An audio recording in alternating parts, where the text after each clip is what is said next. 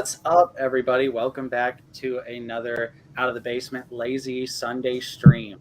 It's great to see everyone already in the chat here. We've got a very special guest with us today, a man who needs really no introduction, drumming extraordinaire, Black Series collector. We've got Matt Bryant with us today. Thank you so much for joining us.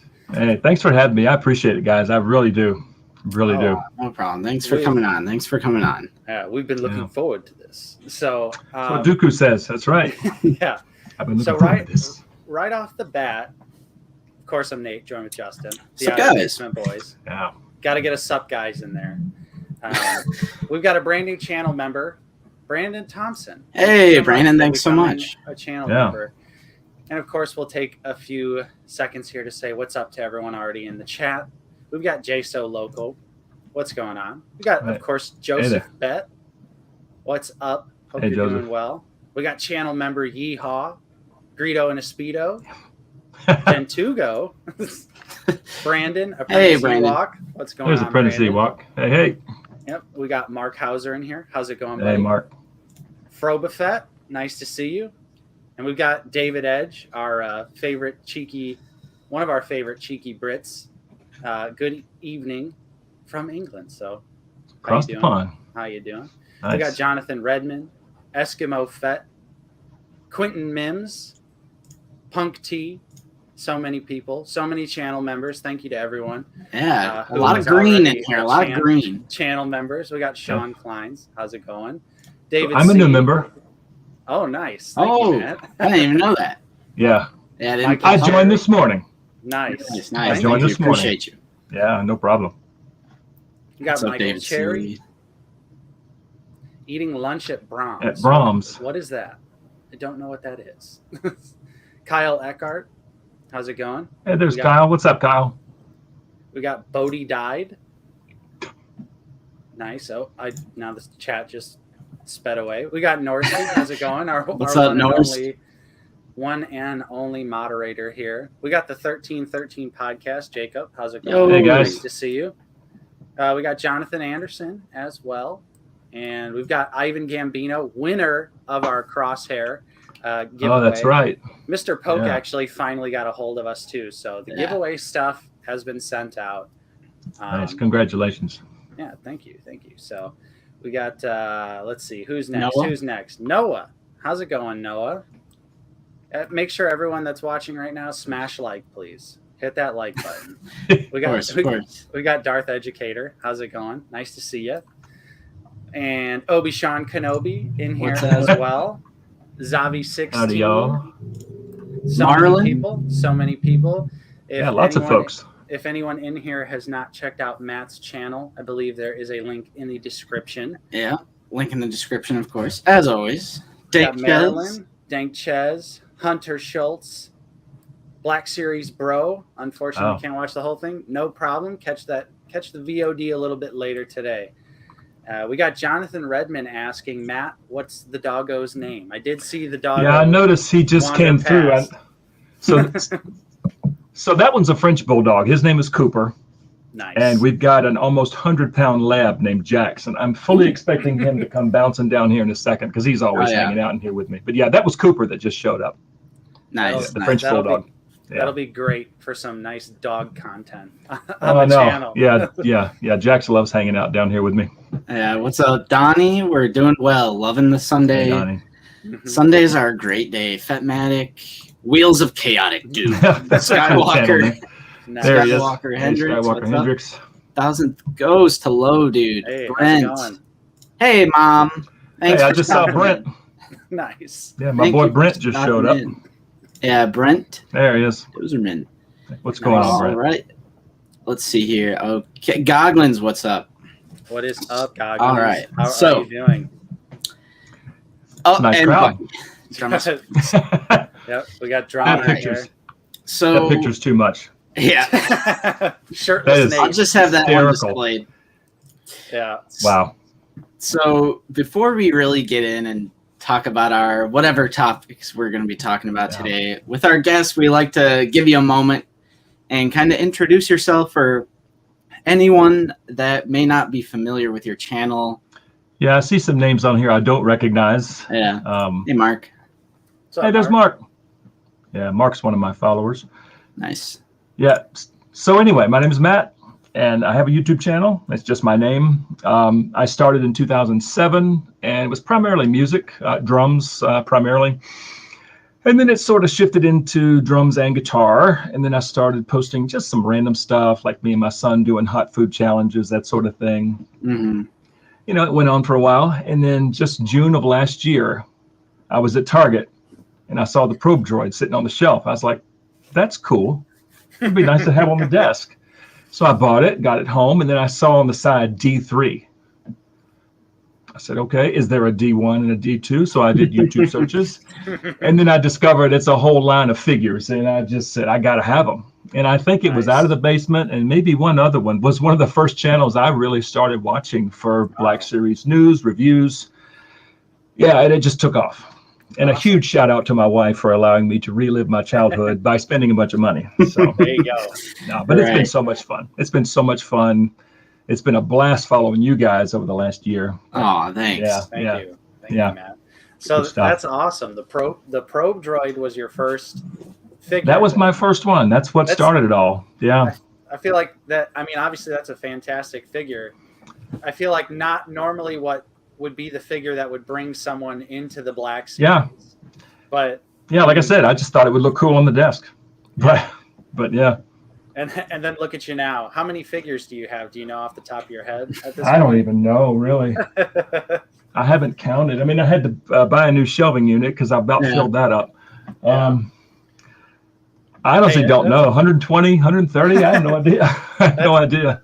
That's okay. When people ask us like how many Black Series figures do you think you have? It's like I've never counted. Yeah. Because I feel like I would guess way less than what it would actually be. Like I would lowball it just because it doesn't really seem like a lot. But then when you look at it, you're like, okay, maybe I do have like a couple hundred Black Series figures. Yeah, you guys have way more than I do. Oh yeah, but way more. Like we always say. Hey, thanks, Ryan. Thank you, Ryan. That's awesome. Oh, I appreciate that. It's an addicting hobby. You're not kidding. And you're not kidding. We've been going since 2015, so it's it's one of those things where like we've collected over such a long span of time now. It doesn't ever seem like we just got a bunch at once. Mm-hmm.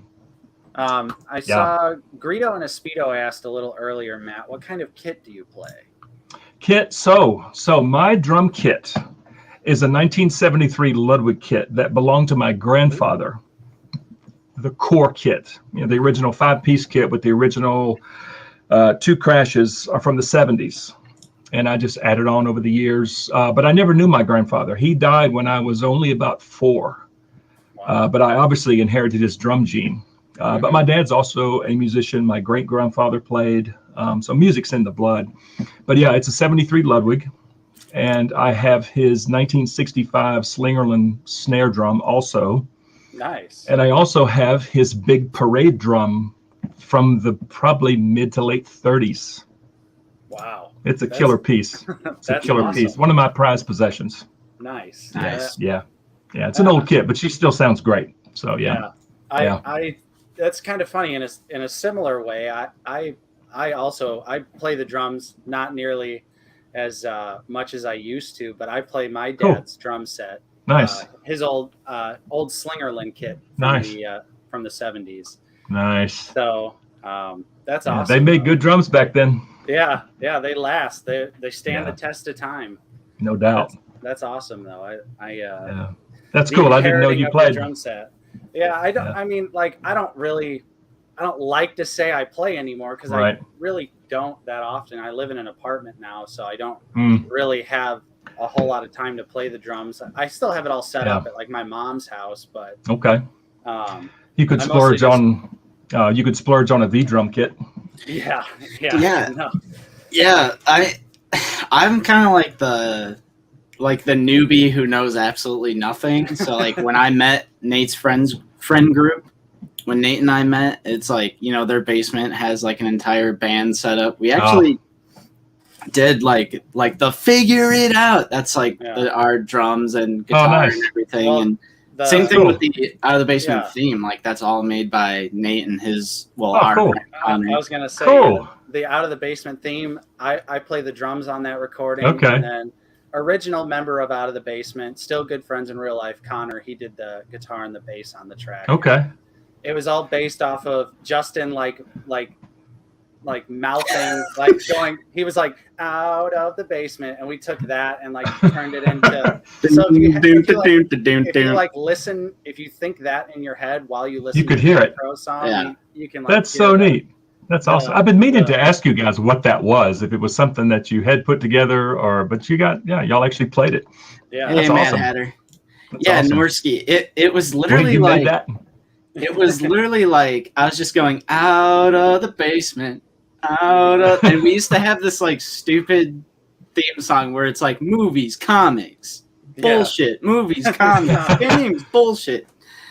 But we don't do any of that other stuff anymore. But That's hilarious. that's kind of like the charm. That's why I feel like we've been a little hesitant to like do a new intro or outro because I feel like that's just a little bit of charm that it was like made by us. Right. Speaking of intros, Nate, just so you know, just the other day, I went and found your promo video where you're like on the sofa and you're like, I'm Nate Martin. Do you like blue? Yeah.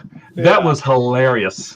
Thanks. Absolutely hilarious. I was It's dying such an laughing. old video. That was old. It was really old. Yep.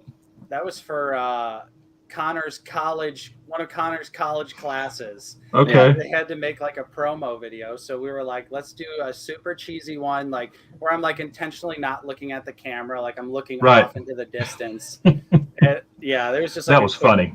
Thank you. So funny. Hey, Volts. What's up? OTB lore. This Volts, is great. ohms, and amps. Or that's the emoji. Speaking of those emojis, we didn't even mention our housekeeping, our obligatory housekeeping. Yes. Of course, we have our channel membership. It's only 99 cents a month. Gets you the channel member badge, as we can see from Mark Hauser, 1313 Podcast, Michael Cherry, Volts, David Edge, Soda Pressing, everyone, Skywalker, Gentugo.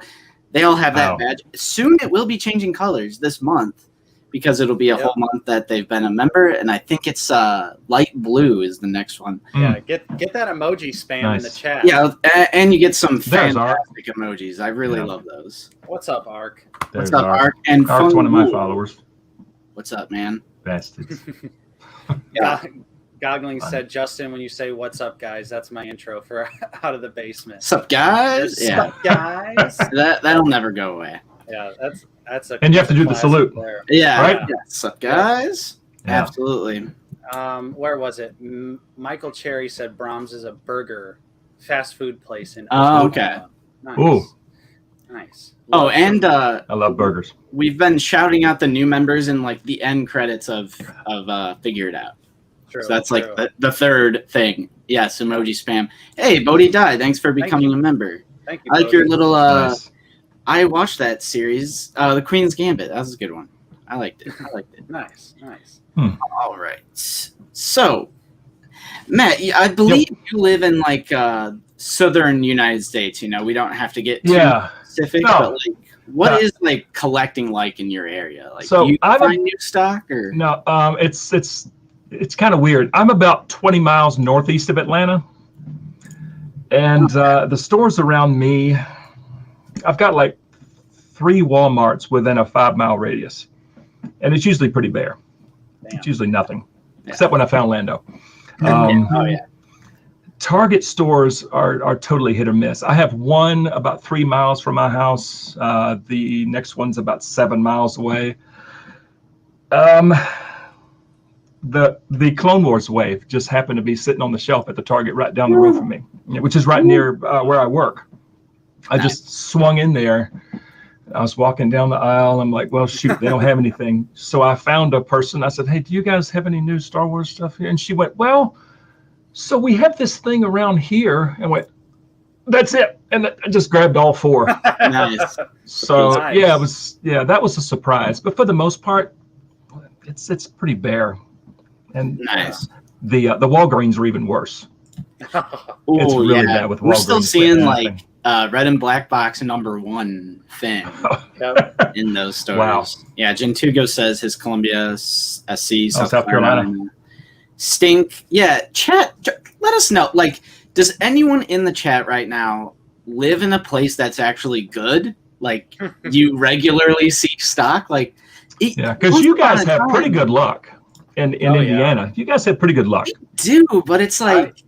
I honestly, I've been realizing I've been more lucky than I think. Specifically with like Marvel Legends stuff. We also have another local friend, David. His name's Wolfstalker. He just started doing YouTube action figure stuff too, and he's a big Marvel Legends collector. So I usually pop into Target pretty much every day after I get off work because my work is like right here, and then one street over is my local Target. So I always just swing right in. And the past couple days, like I found the new Iron Man wave with like modular Iron Man here. Oh, that's cool. Great Iron Man costume. That's nice. And so I texted him right away, and he got to that Target about a half hour later, and everything was gone. And then literally just 2 days ago, when I found Surtur, I also found the new Thanos Iron Man 2-pack as well. And literally about 15 minutes later, because I texted him again, we went back. Everything was gone. It was just like, it's insane how often I'm like in the right time at the right place. And then I tell my friend David, and he doesn't live that far away. And by the time he gets there, it's all gone. Wow. And it's absolutely ridiculous. But then we went on a hunt the other day, and it was awesome. So yeah, chat, if you want to see it, look at Surtur.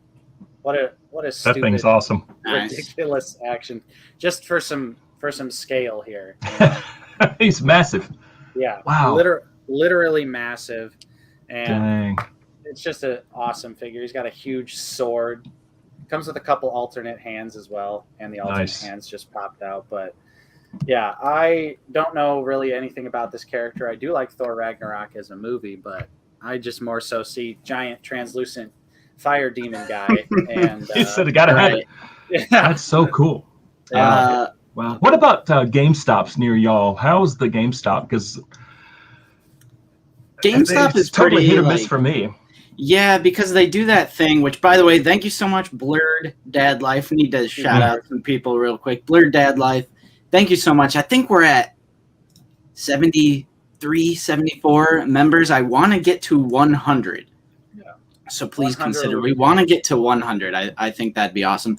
Also, Fig Fury with the emojis. Thank you so much for the super chat. Your support is truly tremendous. We already have 81 people in the chat. Your support, that's great. It goes a long way. Yeah, it goes a long way. It goes. What we mean by right back into the channel just means us buying more plastic. That's what we mean by that. But we're at 83 people in the chat. Thank you so much for you guys' support. That's great. That's a good crowd. That's awesome. We're only 18 minutes in here. We're just getting started, so we already have a bunch of people in here. I feel like Justin's local GameStop, his is like it's like a 50-50. It's a 50-50 split store. So they have like the huge collectibles section. Justin's local GameStop is great. I have 3 GameStops around me. I just live like 2 cities over from Justin. And hey, sir, Halagad. And they're like the 25% stores where they just have like the one rack. Oh, wow. And that's like all they have. And the rest of it is just like, normal video game stuff. Right. And I feel like they just don't ever have much around my area. But I also live in a slightly more populated city that has quite a few more collectors and also quite a few scalpers as well. Or at least, I don't want to label people scalpers, but when I see them walking around with like more than 2 of a certain figure, that's instantly just where my brain goes. It makes you wonder. And I do see that, like especially around the area. I'll see like someone with like 3 Toon Turtles in their hands, just like walking to the cash register, and I'm like, do you really need 3? even though there's been there's been situations where I'm sure I've looked like the scalper, like when I bought like a couple Echoes for Anakin or for Justin and my friend David. So here's Brendan's obligatory Fast and Furious reference. Just let it go. Thank you, Brendan. But also on this last hunt with David stream, you guys, this is already spoken for, so I'm sorry, but this is just crazy. I found this on Twitter, but literally 2 days ago in store at a Target. Look what was just sitting on the shelf. Unbelievable. By itself, right? Nothing else? It was not in the Star Wars aisle. It was by the Marvel Legends on the second shelf down, just laying flat on the shelf like this. And like I was telling you guys before the stream started, I just recognized the shape of the package, and I already knew what it was. And I was like, what are the odds? Right. Wow. And I scanned it too. I scanned it in the scanner in the back, and it said 0 in stock, 0 in the back. So, and I'm like holding it in my hand. Brandon's a lucky boy, dude. Yeah. So one of our good friends in real life, he just started collecting Black Series figures. So I thought, he needs an Anakin. I'm gonna do the right thing and hook him up with the Anakin. So he better understand how lucky he is, because that's especially so cool. Like as a new collector, like he needs to know just how lucky he got. Right. Because no doubt. That was about a 1 in a million chance right there. Yeah. To find an Anakin this late in stores. Yeah. And it's actually in great shape. Like the box is super crispy. It's so that's awesome. Bizarre. And especially because when I scanned it, like I said, it rang up that there was none in stock, none in the store. So we were kind of speculating like maybe it was hidden or lost for a long period of time, and they eventually like removed it out of the inventory so that it like stopped showing up. Because I'm sure, just like me and Justin do a lot, like we'll go bother Target employees, like if it says like there's one figure. Yeah. So I'm sure they probably like removed it from the inventory, and then maybe they randomly found it one day and were just like, oh, okay, and just like put it back out on the shelf there. But I have no idea how it happened. I wasn't going to leave the store without it. So I was like, this is coming home with me. And, that is so awesome. So, yeah, I was super happy, and I'm happy to get it into the hands of a new collector. That's a good one to have. He wants to collect, but, doesn't necessarily have the time to go on like the neurotic hunts like me and Justin do. Yeah. Which like really we don't anymore really either, since like for the past whatever amount of months I've been having like a regular full-time job for the first time, like after college and everything. Like I've never been subjected to 40-hour work weeks and getting up at a normal time, and so like I don't go on nearly as many hunts as I do, but I've still been having luck when I get off at like 7 o'clock and I go to check my Walmart, which Nate was talking about it a little bit earlier. I live because like Northwest Indiana, it's dubbed like the region because it's a bunch of people. It's a string of cities like leading up to Chicago, and it's mainly like people commute to Chicago. Right. But the city I live in is like mainly residential. It's not very like business oriented. So like my Walmart, I'm always like finding whole waves. Like I found both of the regular waves. I just think there's not that many collectors in my area, or like people in the bigger cities don't think to go to my area. And to go out, because it's only like half an hour from Chicago, right? Yeah, just about. Maybe a little bit over. Yeah. Okay. He says 40 hours likes it a lot. Try working 65 plus at Coke like me. Coke. I'm not a Coke man. That's not good. 65 hours a week, not good. Yeah, they're based out of Atlanta. Goggins, dude, let's meet up. JK. And the GameStop in my city is like you were saying earlier, because GameStop is owned by ThinkGeek. That's how they're able to get like all of these collectibles in their store. And mine is one of those ones that are like half. But Nate, I totally forgot to mention to you, the one by your place, the smaller one, was actually stacked when I checked it after work one day. That's the one I worked at for a couple months. Yeah, they had they had a rocket trooper. Okay. And it's like, I don't know if you're looking for a second, but it's there. package was a little messed up. Oh, hey, TK. What's up, dude? What's up, TK? And yeah, it was pretty stacked. The bigger one by your area didn't have anything. It was the smaller one that was like pretty stacked with Black Series. But the one I've been checking GameStops for recently is the Flame Trooper. Because that's actually up. one that I've been looking for too, because it's no longer on their website. Yeah, sold out. Gone. It's gone. So I've been kind of checking stores, but I've got probably 4 GameStops within maybe a 10-mile radius of me. The closest one only being maybe 3 or 4 miles away. But it's hit or miss. I mean, they're big time into Marvel Legends. Oh yeah. I don't collect Marvel Legends, but they always have tons of that. But very little Black Series. It's totally hit or miss.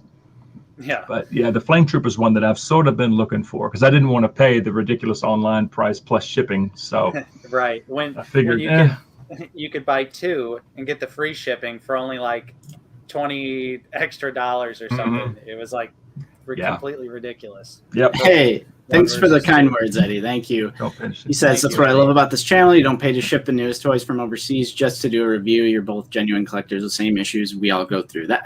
That's part of the charm. That's honestly unbiased part of the charm of Matt's channel as well. Is just genuine guy, just like anyone else, a collector just like anyone else, trying to find their way in the universe. But there are channels out there, like no hate to those channels, but you know their ass is paying a pretty penny to ship straight from Hong Kong to get those early reviews in. Yeah. But we're never going to do that. Yeah, it's like if that's your thing, that's fine, that's whatever. But I mean, I'm so behind as it is. Yeah. I just can't, you know.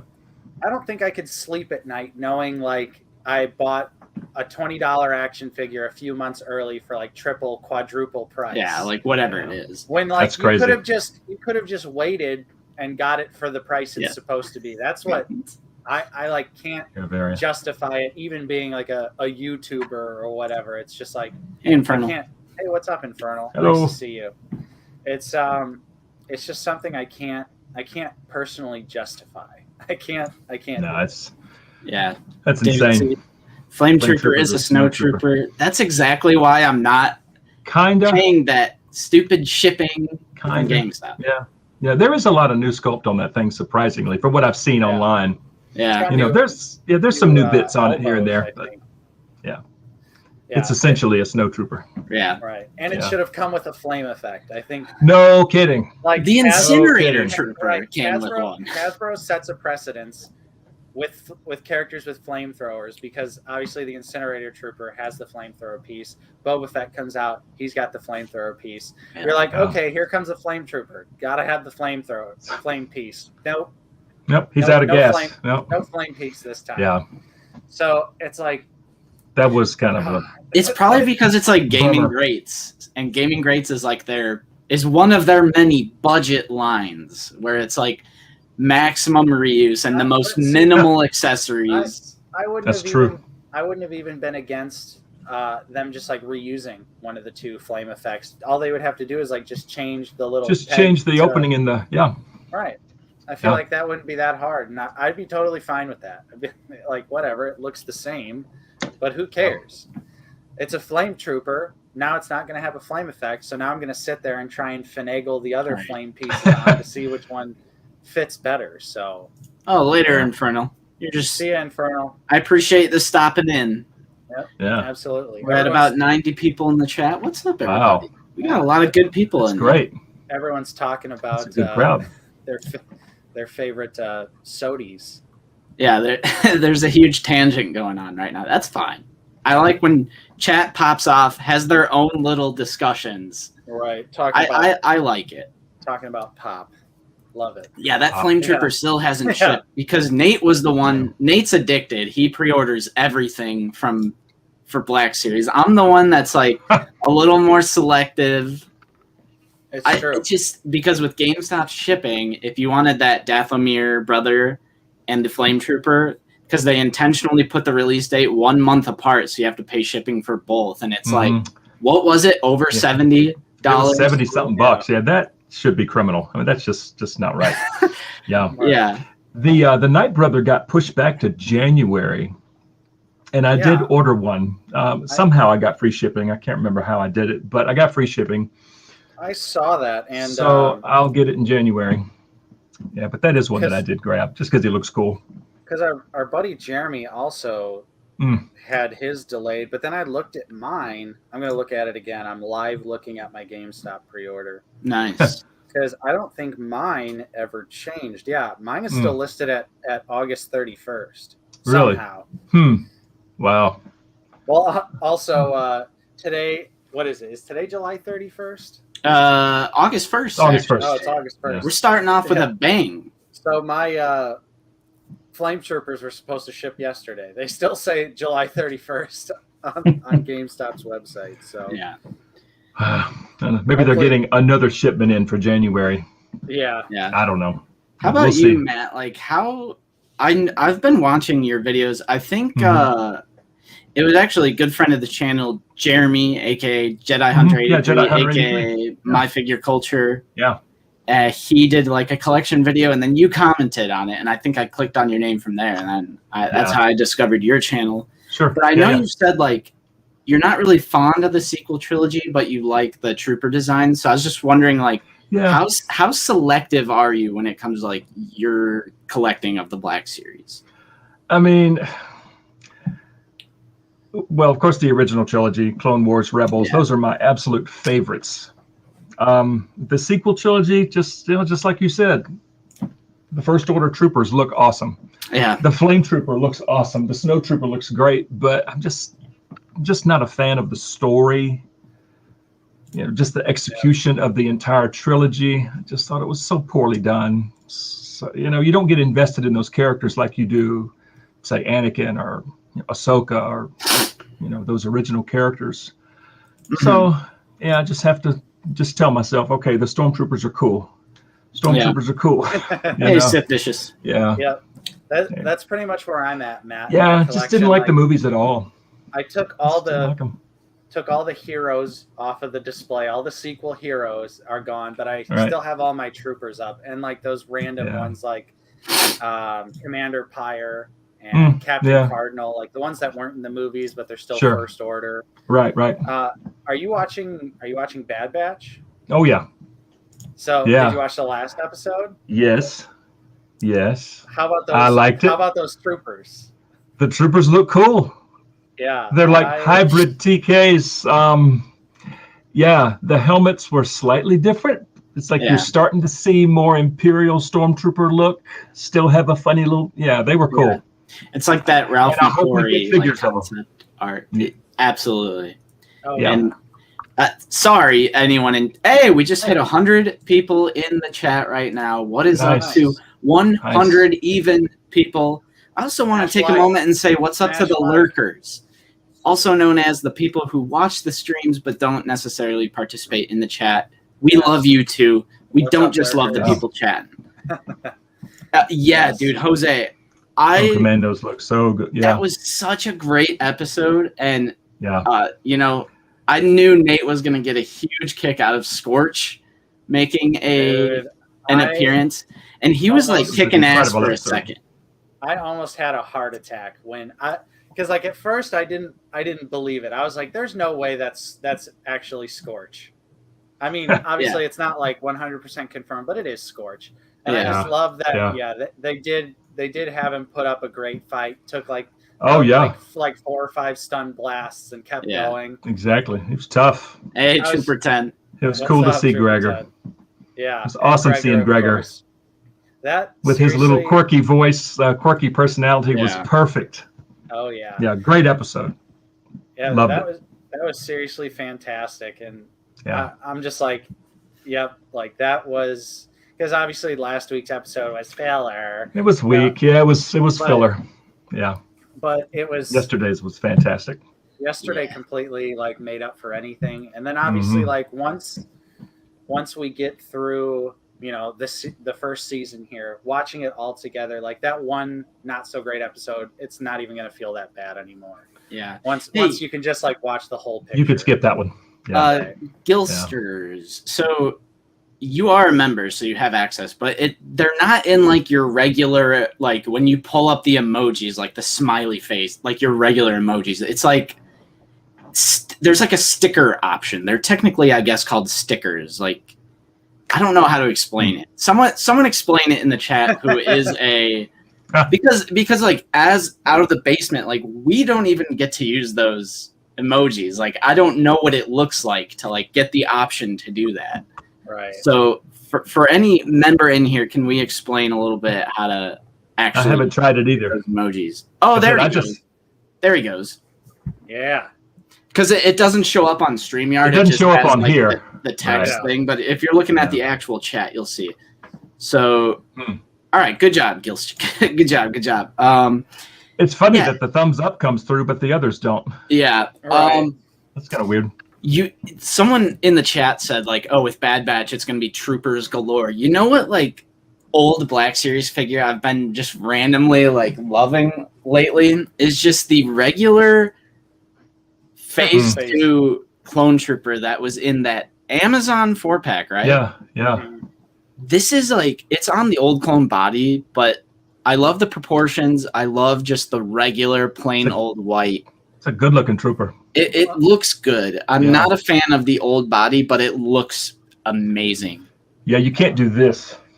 Oh no, you can't. You just can't. You cannot. It's impossible. It is. On They that have old body, like but those that is elbows. The elbows are egregious, but like just the overall proportions and the look of the figure, and of course for all those purists out there, it has the black line. You know, it's a theatrical figure. Yeah, I put it like up front on my display. Maybe it's because Bad Batch, we've been seeing like so many of just the white regular ones. Say. Yeah, and I feel like we could totally get a new Phase 2 clone trooper on the 2020 body in like a Bad Batch packaging. I could definitely see that happening. But of course, it probably wouldn't have the black line, and then everyone would rage about it. Yeah, because didn't they leave the black line off the shock trooper? Yeah, because it's technically animated, so the animated troopers don't have the black line. Yeah, that's one that I missed, but I'll look forward to you guys' review on it. Yeah, you don't have luck with the Walmart stuff? No.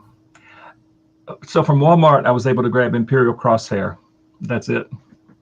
That's the only one. This latest wave went out of stock so fast. Plus, I was at work. I mean, just the environment that I work in, I can't just grab my phone. So, Adis, you're good. You're good. Yeah, Adis, you're good. The fact that you're here is what matters. So, what's up, Adis?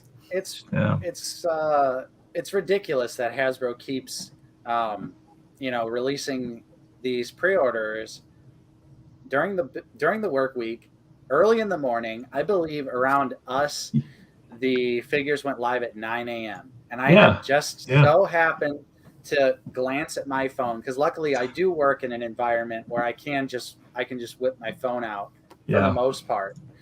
And I just happened to see the link from David C in the chat with the ARC Trooper, and then I'm sitting there spamming it, and it keeps getting out of my cart, and then finally I was able to snag one. Wow. Yeah, got an order through. That's great. And then Mace Windu and Grievous were like super easy to pre-order for me. That's great. Yeah. Fordo was one that I really, really wanted. If Mace was available, I probably would have grabbed him. The Grievous I wasn't crazy about, because I think you guys said and figure it out, it's probably on the old body, just painted white. Right. He's not going to stand up. He's not. Yep. Unless they totally retool it. Something we forgot to mention though and figure it out is that the new Grievous is cheaper than the original release, because original Grievous was D1 or D2, right? Yeah, D1. Yeah, D1. D1. So that's weird that it's not the deluxe price. You would think that like modern day Hasbro would be like, oh yeah, deluxe, exclusive, 30 something. It was $29.99, right? That's a good question. I just heard that it was cheaper. The original Grievous was $29. Yeah, the original Grievous was $29. Let me see here. That's my ARC Troopers. But it's weird that it's not the deluxe price. Yeah, that's weird. It's kind of strange. Because you would think Grievous was the same price as Mace Windu, $26.48. Okay, that's insane. Yeah, that's that is kind of weird. Makes you Later, wonder. Greedo. See you, Greedo. Thanks for joining us today. Yeah, that's strange. I didn't even think about it because I was just in a pre-order frenzy, so I wasn't really concerned. I wasn't really concerned about how much it was. So just hitting pre-order. Yeah, nice. Yeah, exactly. It's in those moments, like I did separate orders for everything because that's like the game you have to play is you get the one figure, check out, get the next figure, check out. So that you don't miss out on anything selling out. I mean, it sucks when it comes to like shipping prices, but that's usually what I do. That's my little secret. Oh yeah, Grievous. The new Grievous is exclusive, Punk. Yeah, the Tartakovsky Clone Wars one. The 2003. Yeah. But it's because some people are saying it might be a new sculpt, but I feel like if it was a new sculpt, wouldn't it be more expensive? That's if it was a new sculpt. You'd think. Because the classic Grievous, it doesn't even scale properly. Right, he's too small. He's too short. Just like most droids in the Black Series, they're too small. Yeah. R2D2 too small. C3PO little too small. C3PO is C3PO better, but I wanted to say Jose Martin asked, "Are you getting the Mafex Mandalorian?" No. I am completely. I saw that. It looks okay. I mean, not great. I think the slit on the eyes is a little too small. It looked a little weird. Yeah, and for such an expensive figure, for it not to have like reflective, like Beskar style armor, I was like, because I believe the Mafex is over $100. So I got to imagine. That's nutty. Like when I'm paying that much for a figure, I want it to be damn near perfect. Like that's no doubt. Big reason as to why I bought the SH Figure Arts IG-11, because that is like a damn perfect representation of that character. And I'm like, I will pay more if it is extremely screen accurate. But that's a good looking figure. Yeah, for sure. That thing is awesome. And it is, and it's literally I just have it in the center of my Mandalorian display because it's like the crown jewel of that little display there. But do you think it's a little too big? Yes. Yeah, definitely. Yeah, just a little bit. When you compare it to the Black Series figures, I mean, even like the SH Figure Arts figures I have, it towers over those. Yeah. But yeah, it's a little too big, but I would rather have my droids be too big than like too small. So it's such a killer looking figure though. Yeah. That thing is amazing. It's fantastic. And the articulation is insane too. Thank you, the Mr. Mark. Color. Yes. The, that spray, I actually do have it right here. Mr. Super Cool.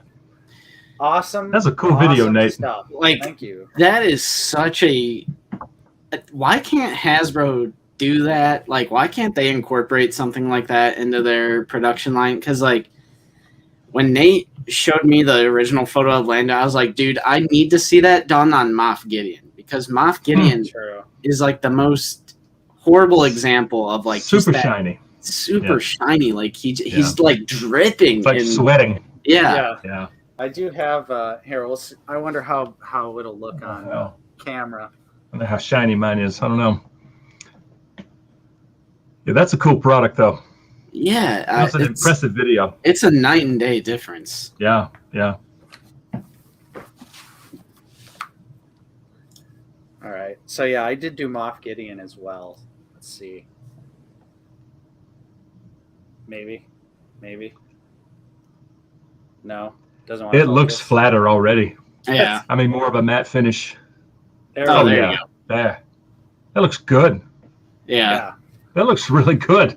Yeah, that's impressive. I love this stuff. It like completely changes the Black Series figures. It's ridiculous. Wow. And yeah, it's, I mean, like I just made that video because I was just like, this is so easy to use and it makes all the figures look so much better. Yeah.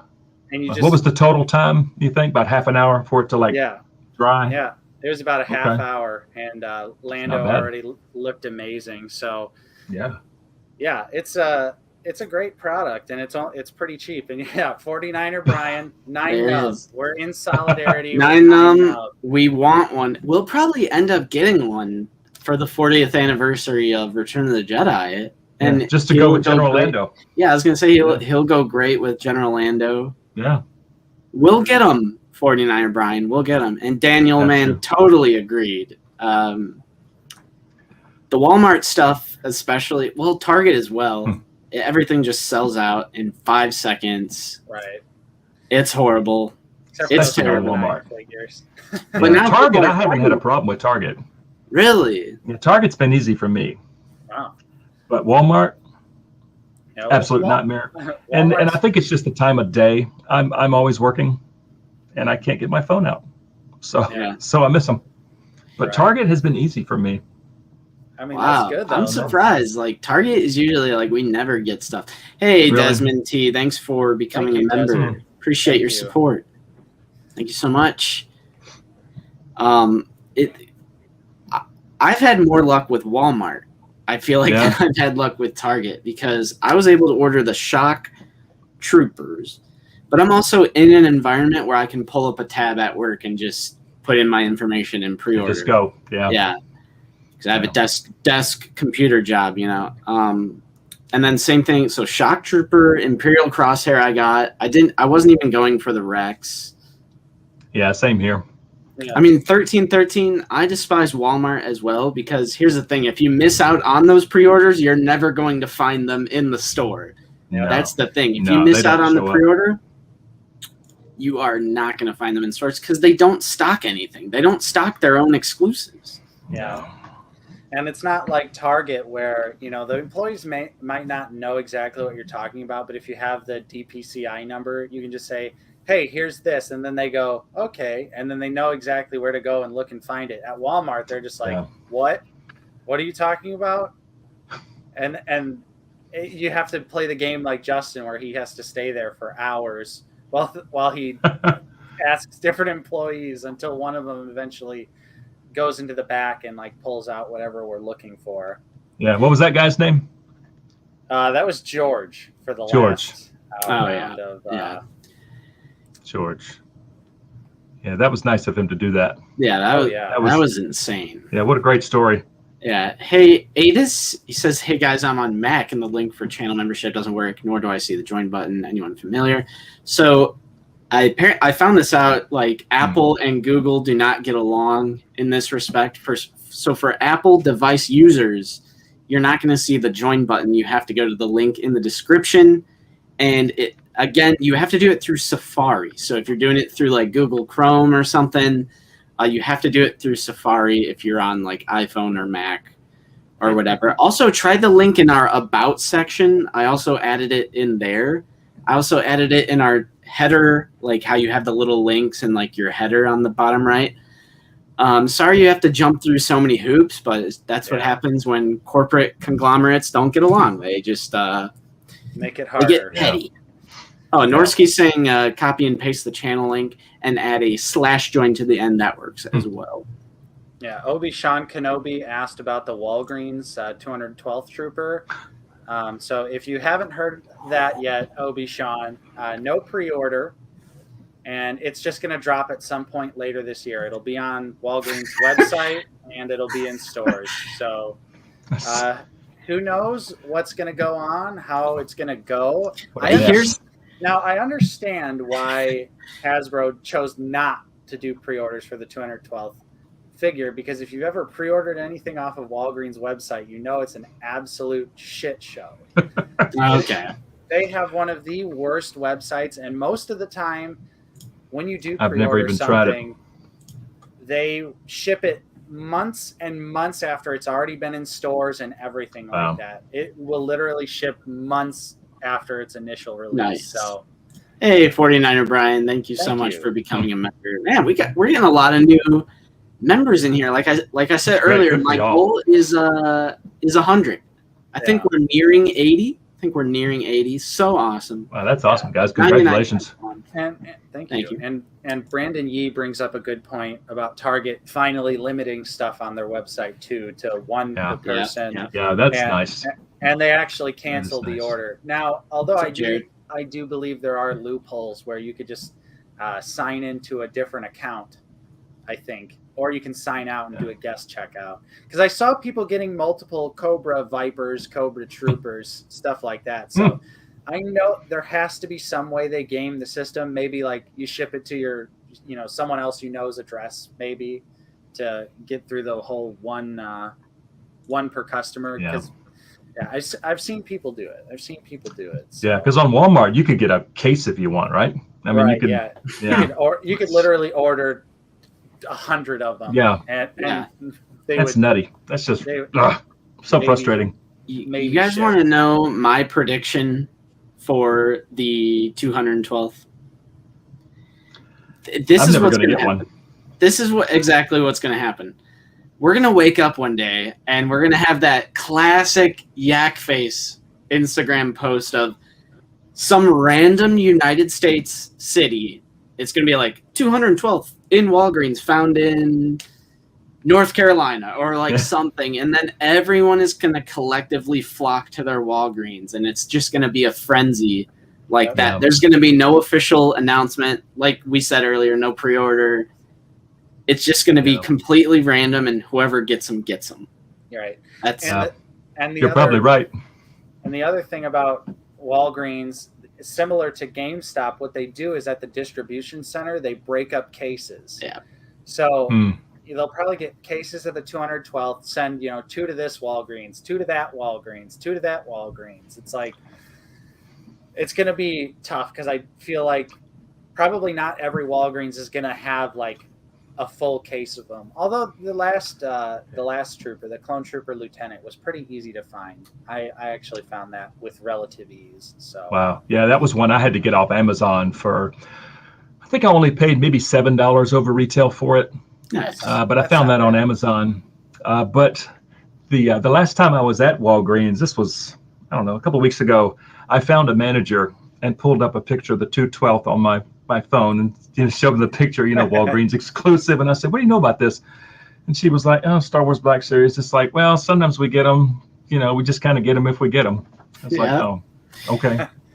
So we'll see. Because it's a pharmacy. It's like it's a convenience store. Yeah, it's not a toy store. Right. So, like they have a little toy section, but it's always like these cheap, like water guns and like stuff like that. Hey, we're at 108 people in the stream. What's up, everybody? Broke 100 again. We're awesome. At 90 something. That's great. Now we're back to over 100. Stay with us and subscribe to Matt. Yeah, Matt's a great channel as well. Another genuine, not afraid to criticize if he doesn't like something. Similar to how we review things, because I was getting a little heat on my Aura Sing review. True. For being a little honest. Yeah. It's not a perfect figure by any means, right? Right. It's not a perfect figure, but still, it's got some issues. I'm still waiting on mine from. I've got Aura Sing and Q9 on order from 3 different sites, and I'm just seeing which one arrives first. Playing the pre-order game. Yeah, because it got pushed back to November for Target. Ooh. And then it got pushed back. They were supposed to get it super early out of like everyone. Exactly. Right? Yeah. And then another one got pushed back. Oh, it was Amazon got pushed to October. GameStop still says August. So we'll see. Yeah. We shall see. Yeah. Here's a good question. Hey guys, HollowNet. I don't think I've seen you in the chat. What's up, man? Hey guys, you getting the Haslab Rancor? Matt? Rancor action? No. Whoa. No, it's too expensive. I can't do it. I just can't do it. To be fair, we don't know the final price, but it probably will be it's got to be close to $300 or $400, wouldn't you think? Yeah. At least.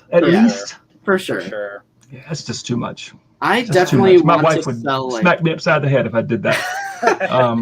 Yeah. Yeah, I think I want to sell off like a corner. It's got to be this tall. Right. It'd have to be huge. It's literally going to be like carrying around a newborn baby. A small child, yeah. Which is fully how I intend to carry around my Rancor for a few. Just carry around like here's my new child. It's the Rancor. Yeah. What was the one in Bad Batch's name? Oh, Moochie. Moochie. That's right. Yeah. Yeah, exactly. Right. Have Moochie. a little Moochie. Punk T asked if we're excited about the Halo Infinite beta. Yes. Everyone knows we're Halo players here, but yeah, there's my Jazzwares up there. I gotta say though, oh cool. It doesn't look great, but it looks like more dumb fun. Like Halo 4 and 5 were dumb fun. Yeah. And I think it's totally fast paced, mindless action. Like it's what made Halo so great, and it's the complete opposite. But I feel like we can still make fun to it because Halo has always been like a slow moving tactical, like maybe not tactical, but strategic. Right. Your character could only walk. He couldn't sprint, you know? Mm-hmm. So the multiplayer was like slow depending on like what map you're on, etc. But it's like, it's so fast paced, but we're big Halo fans. We'll still play it. It's free. Yeah. It's a free game if you have Xbox Game Pass, and the multiplayer is free to play just in general. So, you know, why not? Oh, thank you so much, 49er Brian. Thank you. Man, you joined our channel membership and you're sending a $5 super chat. Thank you so much for your support. I'm going to submit my ticket to Hasbro to get you that 9-num position. Yeah. It says, seriously, guys, why buy Imperial Crosshair? What's the difference? Please start a 9-num petition. LOL, I can't stop. Sorry, love this channel. Appreciate your love. Why buy Imperial Crosshair? I like the figure. Here's the thing that they did, though. They put in their little... Yeah, they put it in their little Hasbro post thing, whatever that was. That's like, oh, yeah, we went all out and did like a brand new torso. But then you realize that the shoulder pad has like the longer thing that's like, oh man, he doesn't actually have that. Like the character design of the Imperial Crosshair doesn't have that. And I think that's a pretty big like oopsie. Yeah, that's just definitely. I'm kind of curious as to how many people are gonna just snip it. Just snip that thing off because it's not like accurate. A hole or something, or can you sand it down? You think? That's what I was thinking. Sand it down, maybe paint it, maybe hit it with some of your Mr. What's it called? Yeah, the Mr. Super Clear. Yeah. Maybe just I think it could work. I don't know. I think a little customization might be in order for that figure, but the helmet's awesome. Yeah, and plus now to me his Imperial look is like his main costume at this point. So you got to have that look if you want to have the main. To me, it's now the main version of Crosshair is in the Imperial costume. So speaking of Crosshair, I did bite the bullet and grab Rampart. I was not going to get that one, but after that scene. It was 2 episodes ago where Crosshair says something like request permission to hunt them down. And Rampart turns and goes, granted, At that point, I was like, okay, I got to have a Rampart to go with Crosshair. So, And Rampart's just another figure to put with the rest of your Imperial officers. Just another officer. And the mouse droid, which I still haven't pre-ordered, though. Yeah, which I don't have a mouse droid, so, because the mouse droid's exclusive to that awful Galaxy's Edge set that comes with another Kylo Ren. Jose Martin, it brings up a good question. Which one is your favorite Bad Batch member? I don't know if I could answer that because it's like they all bring something to the table. Yeah. A lot of people don't like Tech, but I find myself I love Tech. Because he's kind of like the human version of 3PO. It's like him and Exactly. It's like R2-D2 and 3PO always bickering. I like that dynamic. I like Hunter as the leader. I like Wrecker as like the Incredible Hulk smashed kind of guy. And comic relief. Yep. Yeah. I honestly, I like all of the members of Bad Batch pretty equally. Even Omega. Like I think she's really proven herself to be an interesting character, and I think she's still got a lot of stuff left to her character that's going to make her even more interesting. I think so too. I'm curious to see where they go with what with obviously her situation with being like a basically an unaltered female clone somehow. Yeah. And I'm curious to see where all the stuff with the Kaminoans is going as well. How they're like basically getting, you know, we're starting to see. We saw like the betrayal in the last episode of the Empire, and Taun We getting assassinated 1 or 2 episodes ago. You're just like, damn, like this is honestly getting like really interesting to see how the shift from the clones to the regular Imperial ranks is going, and like what the Empire is doing to make sure that, like, you know, some other army can't start using clones against them. Yeah. Hey, Gerald. Yeah. Dude, I'm down for a gonk. A gonk? Oh, yeah. We need a gonk droid. Yeah. That'd be cool. Yeah. There was one in the original line from 78. So, right. Yeah, the power droid. Yeah. So. 49er, they're all siblings. Because that's like, some people thought that was like a brand new, like, earth-shattering reveal, but they're all siblings. They're all brothers. They've been calling themselves brothers forever. So I didn't think it was like an earth-shattering reveal that it's like she's an unaltered clone, kind of like how Boba Fett came out to be. Right. They're all siblings, you know. Yeah. But yeah, I'm loving the show so far. I hope it gets a season 2. That's good. Yeah, same here. I'm really hoping for a season 2. Absolutely. Yeah, give me really curious as to where this gonna where they're gonna take this. So yeah, and it's like the formation of the Empire has always been like a very interesting like era of Star Wars to me. I think that's also why I love like Jedi Fallen Order. Something we've never seen before. So, just a really big fan of like that era. Oh, Gen 2, can you show that can again? Gen 2 wants to know what you used. Here it is. It's Mr. Hobby, Mr. Super Clear. You got to get the flat one. Get the flat one, or else I can't speak for the other variety. I believe there's one where it doesn't do anything to the shininess, but it just adds like a protective coating, because pretty much what I've established this is it's just like a clear coating to protect like your model kits and stuff if you like paint them. Yeah, like a polyethylene spray.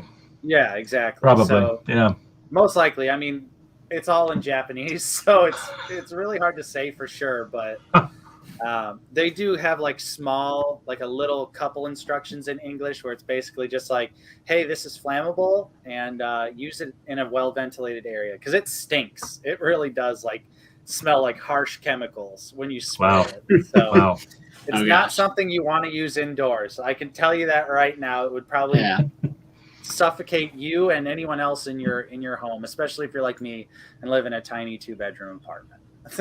So Norsky did say though, apparently Moff Gideon is going to be returning to Mando, which good. Nice. I love Giancarlo. Yeah. My favorite TV series of all time, Breaking Bad. He's great as a villain. I want to see like the flashback scene of like the Night of 1,000 Tears, where apparently the Empire was like decimating Mandalore, and I want to see how Bo-Katan loses the dark side. Yeah. Right. Same how here. It comes out of her possession. How did she lose it? To him. Yeah. Yeah. I feel like we got to see that scene. I just I just can't.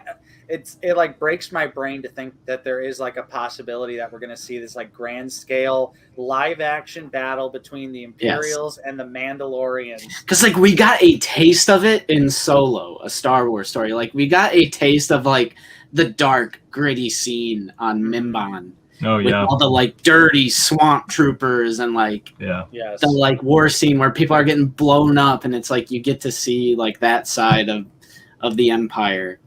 Because like in the original trilogy, we get battle sequences, but it's not like something like Attack of the Clones. Like that's when we got the first like large scale like mass infantry warfare. Like I want to see like a modern version. I was thinking maybe like in the Kenobi series, because of course Hayden Christensen is confirmed for that series. I don't think that means Vader. I'm thinking like it's gotta be a flashback. Yeah, I'm thinking like Obi-Wan is having like nightmares out in the Tatooine desert of like flashbacks to Clone Wars, and maybe we get like a live action Clone Wars battle.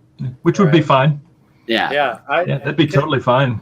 Yeah. I mean, honestly, I think it would be a colossal mistake to have Darth Vader in the Obi-Wan show because they obviously can't interact with each other. So Yeah. it'd be like, why do we have all this time with Darth Vader when this is a show about Obi-Wan? They encounter each other, and then when you're watching Star Wars, it's like, I'm sensing a presence I haven't felt since last week. Yeah, just like Obi-Wan, I don't remember owning a droid. Yeah. And you're like, George, did you watch the original trilogy before you wrote the prequels? So funny. Yeah. But yeah, I'm excited for all that stuff, like the Ahsoka miniseries and all that. Yeah. Speaking of Mandalorian, seems like I read somewhere that it's well, I don't know if it's confirmed, but rumored that supposedly they've hired like 30 to 40 extras to play Mandalorians. So do you think we could possibly get that battle that you were just speaking of? Yeah, I think since Grogu is going to be with Luke and training as a Jedi, I don't think we're done with Grogu's story arc, because that would be so disappointing. Surely not. Yeah. Grogu just went on to die in the massacre of the Jedi Temple at the hands of Kylo Ren. Right. Because like Grogu didn't survive the Order 66 on Coruscant, where literally you had the 501st and Vader decimating the temple. Like Grogu didn't survive that just to be killed off by Kylo Ren's massacre on the Jedi Temple. Right.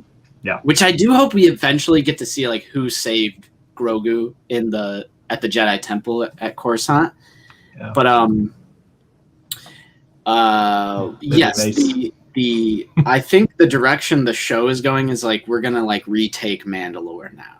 Like it'll be like Bo-Katan, Mando, and that I think that's where the show is going. So I'm not. I wouldn't be surprised that like 40 people have been. I wish we get to see some like classic like Mando suits too. Like sure. This doesn't make any sense, but I want to see the Maul loyalists with the crown of thorns. Right. I want to see that. Like it wouldn't make sense, but maybe it's just like someone's old armor that they're currently using or something. Yeah. Hey, Red Wagon Dios, what's up? Nope, just tuning in now. No problem. We're just chilling. Just chilling, talking about Mandalorians. Yeah. But because I love Mandalore and that whole like lore side of Star Wars, and which is exactly why. Because maybe we can get into recent pickups, but it's why I'm gonna get roasted. I hope Josh is watching, Mr. Lego Store boy. But I did pick this up. I just couldn't pass this up because it's like. The duel on Mandalore, so cool. You get Maul, Ahsoka, you get the Mandalorian throne. I mean, come on, we're not going to get that in the Black Series because I told you, like, my whole thing with Lego is like I get to have physical representation of things that we're not going to get in the Black Series, and it even comes with the like security, like the prison box, and it has like the Mandalorian like decals on there. Wow.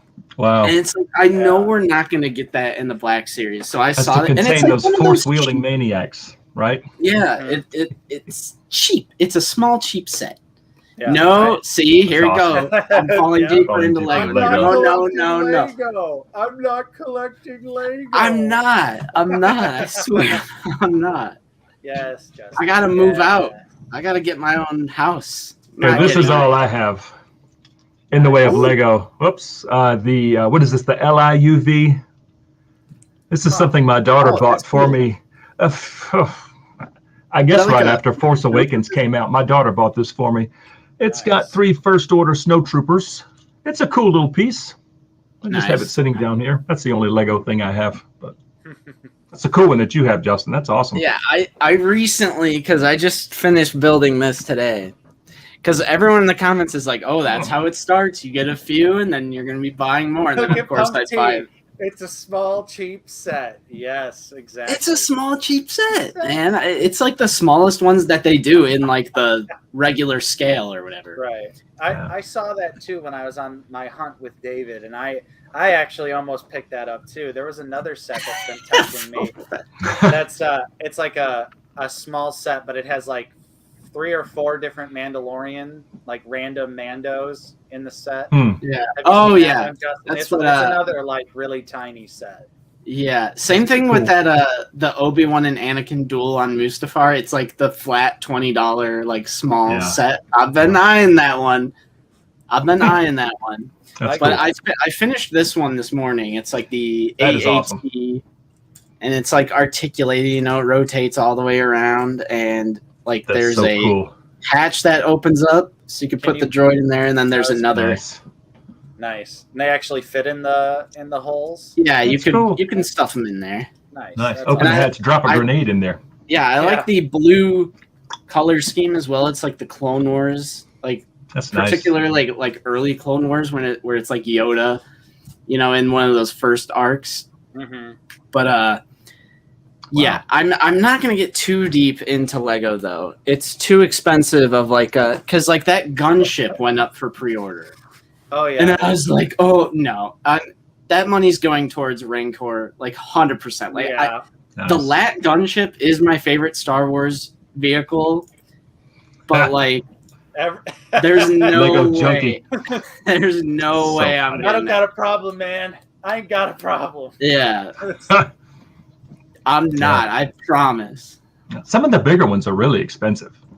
Yeah, like they're not cheap. Collector set, UCS sets, and like, you got to have space. I mean, they're Norsky, damn it. Well, hey, there's David. Lego rabbit hole. I'm not. I promise. The rabbit hole is coming. That's awesome though. I mean, I want everyone on stream to know this. I've been telling Justin that he should do a couple Lego videos. So I think maybe I'll do because I have 4 small sets here. Just do a time lapse build and then a review. Hey, Fabulous Disaster, one of our lurkers. He said he has been a lurker since the very beginning. Thanks for your support. Camel. Yeah. Thanks so much, guys. We're getting a bunch of new channel members. I think we got 6 or 7 new ones on this video. Again, we're trying to get to 100, and who knows? Maybe if we go over 100, I'll buy more Lego sets. The more members we get, you know. I mean, I think. All right, Yeehaw. I hear you. It's still Star Wars related, so it's because that's what it was. Like, I've been getting the itch because I had some growing up. Like my dad got me some, and I had like that. Anakin Starfighter is actually like a re-release of the 2005 one. It's a little bit different. Yeah, that's a cool piece. Yeah, it's a really cool piece. I had that one growing up. I had like one of the droid tanks from Kashyyyk with the little spider droid, which would be so cool to get in the Black Series. I always forget about the little spider droid. Yeah, because it wouldn't be too like massive. CT. Yeah. Hey, CT, love from Sweden. Nice. How is I ask you this every week, but how is collecting out in Sweden? I feel like I ask that every time. Lassie. Yeah. Oh, okay. Yeah, I didn't see that. Yeah. And thank you to 1000th Ghost, new member, new channel member. Thank you. Thank you so much. Cool, man. You guys are showing us some love today. We have tons of support. It's Matt. People are Matt's bringing out the love in people. Yeah, it's true. I don't know about that. See, now Soda Pressing is asking me to do a painting video. So I could do a painting video, Justin, and you could do a Lego video. Okay. I was actually going to show off my my finished Mandalorian model kit that I painted. I said it was going to be Jaster Mareel. I changed my mind and just decided to do a like random Mando. I wish there we go. Oh, that looks really good, Nate. Good job. Thank you. I painted it silver and did. Oh, hang on. Let me. There we go. Red. So. Wow. Got them dirtied up. Yeah, that's dope, man. Nice job. Thank you. And then nice shiny jetpack. Yep, silver backpack, red cape, down to the legs here, which are now out of focus. And yeah, just did some like silver dry brushing details over the red parts. But I was so inspired. I did buy another Mandalorian model kit. Boba Fett model kit that I'm going to turn into another Mando. So maybe that'll be that'll be like the video. See you, Gilster. Nice seeing you today. But yeah, honestly, painting has become like an itch I didn't know that needed to be scratched. Yeah. Until I started to do it, and then I was like, wow, this is like oddly satisfying. I'll show you guys one more thing. I hate that I keep Nate getting up, Money. but Yeah, Norse, come down. I'll do like stories from the movie theater podcast. Right. I don't know if I'd go that far, but I might do like a Lego collection video. You never know. Yeah. So this is my Warhammer artist approved Necron Warrior. I painted this head to toe. Everything on this figure was painted by me, and Looks good. So like I've jumped off the deep end here when it comes to like customizing and painting. I bought the artist proof. It was like $10 on Walmart's website. So I did like a black, silver, and red color scheme here. And then I sprayed it with the matte coat finish. So it looks all nice and matte and like a it crazy. Looks so good. I don't know anything about Warhammer, but I like the cool, like big chunky Marines and the weird robot skeleton guys that are available as figures. The McFarlane figures are awesome, but yeah, I painted that one head to toe, so that was pretty Hooter. Crazy. Hooter Mikulski, what's up? Hooter Mikulski. Yeah. Michael Cherry says painting with Nate Bob Ross. Yeah. You get you an easel. Later, Obi-Shawn. It's a happy little blaster. He's a happy Mando. Yeah. So funny. Don't they have a Neca Bob Ross? Yeah, they do. Yeah. Get a phthalo blue. Yeah, phthalo blue. It's hilarious. So funny. Daniel Pond says the movie theater stories were the best part of last week's stream. I've been trying to think of some more. I don't know if I have anything. I don't know if I have any news stories. Right. It'd have to be something. I got to reach into the bag, you know. I'd really have to think about. Yeah. Later, Obi-Shawn Kenobi, titanium white. Yeah. So, Matt, you don't do any like customizing or anything like that? Or I saw you did a cape. You did a Mando. Yeah, I was just kind of screwing around here. Let me get. I saw that video because I've been trying to get like I want to get a cape. I want to get a Softgoods cape. Yeah. I think that would be the next step. So a couple of weeks ago, I was watching. Let me get up here. Just watching an episode of The Mandalorian. And it was the episode where he and Cobb Vanth were talking to the Tusken Raiders. And there was a nice sort of behind shot. Yeah. And how the cape sort of just kind of hung off the back. And I was like, let me try and make one of those. So this was my first attempt. It doesn't look too bad from the front, really. I kind of roughed up the bottom, put some holes in it. Nice. I don't know. It's still a work in progress, I guess. I just thought it'd be cute to try. Yeah. I think that turned out great. It's not bad. That's like that's like the biggest crime of the Beskar or just any of the Mando figures is that awful plastic cape that doesn't. Yeah, give him a jetpack, but you can't have the cape on if you want the jetpack on at the same time. That was dumb. What's up, Vader? Now Crosshair, I'm seriously considering snipping that little piece off to make him, just to make him screen accurate. Yeah. You could probably clip it off, sand it down, maybe. Yeah. Mm-hmm. And just touch it up with a little bit of paint. And I'm really tempted. Yeah. So or if I ever see one in the store, grab a second one and try it. Yeah. Yeah. I don't know. What'd you use, like material wise? How'd you get you just went to like the craft store? I was going through a bag of clothes that my wife and I were putting together just to like give to Goodwill. Mm-hmm. And I was looking at it and I felt this pair of her old kind of like stretchy workout type pants. And I felt the pants. I was like, oh, that's a cool material. And it's kind of stretchy. Yeah. And it's super soft. So I'm like, I wouldn't guess. So, I don't know. Guess. Let's see. It's not terrible. It's not terrible. Could be worse. Definitely. It could be better. But I think for a first attempt, that is super solid. So not bad. Yeah. Now, Matt, I didn't ask you this question earlier. I usually like to. I've started asking this to everyone, but what is your favorite Black Series figure? Yeah, loaded question. Question. favorite. Golly. I have so many. Right. I have so many. Cad Bane, maybe? Ooh, Cad Bane's a great one. I was going to say Cad Bane. The recent pickup of the Gomorean Guard. Ooh. We love the Gomorean Guard. Yeah. That one's up there. I mean, that's an awesome figure. I love the Hoth Rebel Trooper. I mean, that's an incredible figure. Yeah.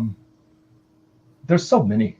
There's just so many good ones. But yeah, Cad Bane he's up there just from detail alone.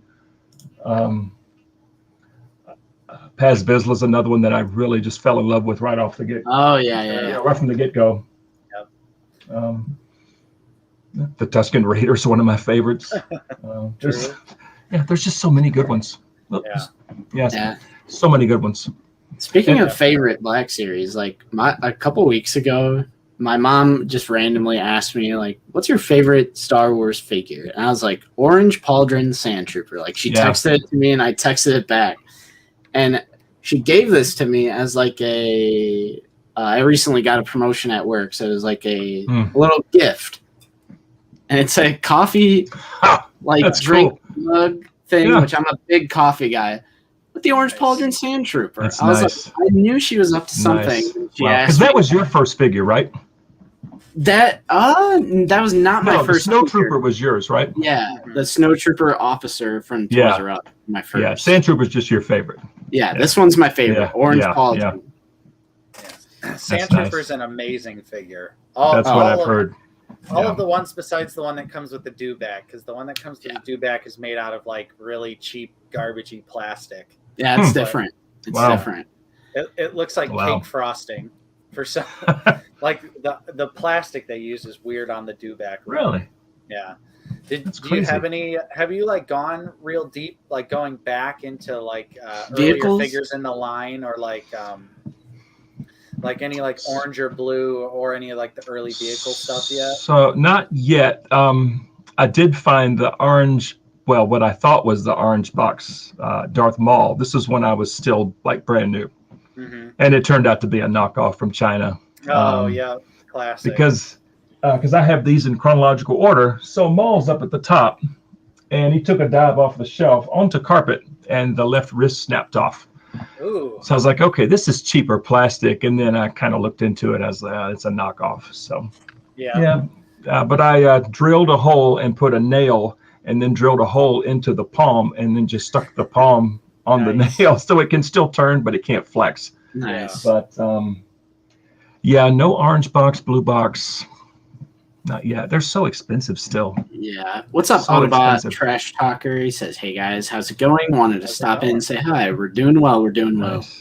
Nice. But that Sand Trooper, though, is one that I've been kind of watching on eBay. Because that looks amazing.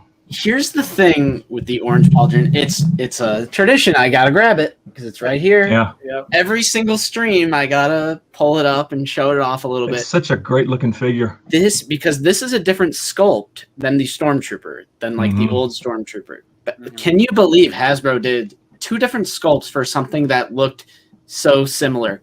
But I still believe this has the best proportions, the best look, the best weathering detail, the best amount of accessories of any Black Series regular standard release that we've ever got. Especially the weathering, the sand and the grit, and how they look. It varies. Yeah, how they did the back too, didn't they? Yeah, they did the back, the entire back of the figure.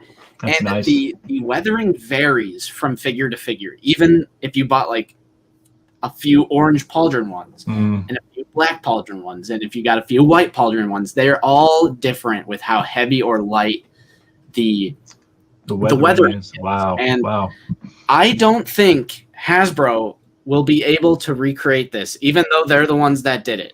So we need an archive release. We do not, I'm saying it on the record right now. I do not want this to get a treatment of the new Stormtrooper mold. I love the new Stormtrooper body.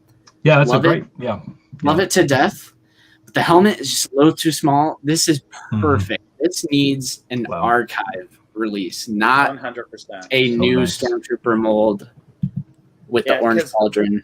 Well, Mike K brought up the valid point. Like they use the photoreal technology to print like dirt and grime and it's stuff. like the now. digital printing. Yeah, and that's why the remnant stormtrooper looks like a giant pile of crap because or even like Commander Wolf. Yeah.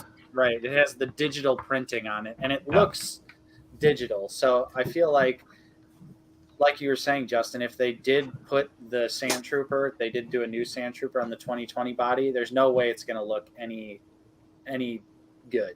Like, look at the difference. You can't see it that well because I don't have that much light, but Commander Wolf just has some like poop on him. Like, it's just a little bit of poop on him, and the rest of the armor's clean. Versus this has like a complete, just like all over the figure. Just grime all over him. Yeah. Whereas Wolf looks like somebody threw a piece of mud. Yeah. And it just. And like Wolf is a great looking figure. I know a lot of guys love Wolf. A lot of people love Wolf. Yeah, Wolf's cool. But that's the difference. It's like with that digital printing, they just can't do the weathering like they used to do. Yeah. Mm-hmm. Yeah. So does the Sand Trooper hold the big blaster well? Like as far as posing, that big T-21, the big blaster? This is basically like it's the same. Yeah. It's a little big to like aim down the sights, but it kind of looks like that Battlefront art, like the poster. Yeah. That's a cool looking blaster though. I love that one. Yeah, like the vacuum cleaner blaster. Yeah. Yeah. That's how I have them holding. Been released in the line. I don't think that's ever come out with any other figures besides the Sand Trooper. Yeah. And then I have the black pauldron one because I have them all holding a different weapon. This is just how I have that one holding with the DLT-19. Yeah. And like I said, that's look at the different. It's probably hard to see, but like you can tell. Like look at the chest on that one. It has a little bit heavier. Yeah. On the chest, a little bit lighter on other areas. Yeah, like they're different. The helmets are even different, and like I said, the back of the figures painted on the entire back with that weathering. It's a tradition. Every stream I have to rave about the Sand Trooper. Right. That's awesome. Let's see. We got Jeremy in the stream. What's up, Jeremy? I gotta catch up with the chat now. What's up, Jeremy? My figure culture. Hey, Jeremy, just so you know, I love your Instagram feed. Oh yeah, he takes some good photos. It's good stuff. Especially now that he's gotten into hot toys. Hot toys. Oh yeah. Yeah, definitely. Let me see. Yeah, hey JJ. What's up, JJ? Nice. Thank you for the kind words. Yeah, thanks for your support. I was gonna say, where was it? I have like so many figures in front of me now. I gotta put these back up. 90s Nerd Life says we need Slave Leia with photoreal. Absolutely. 100%. That'd be nice. They may change the name.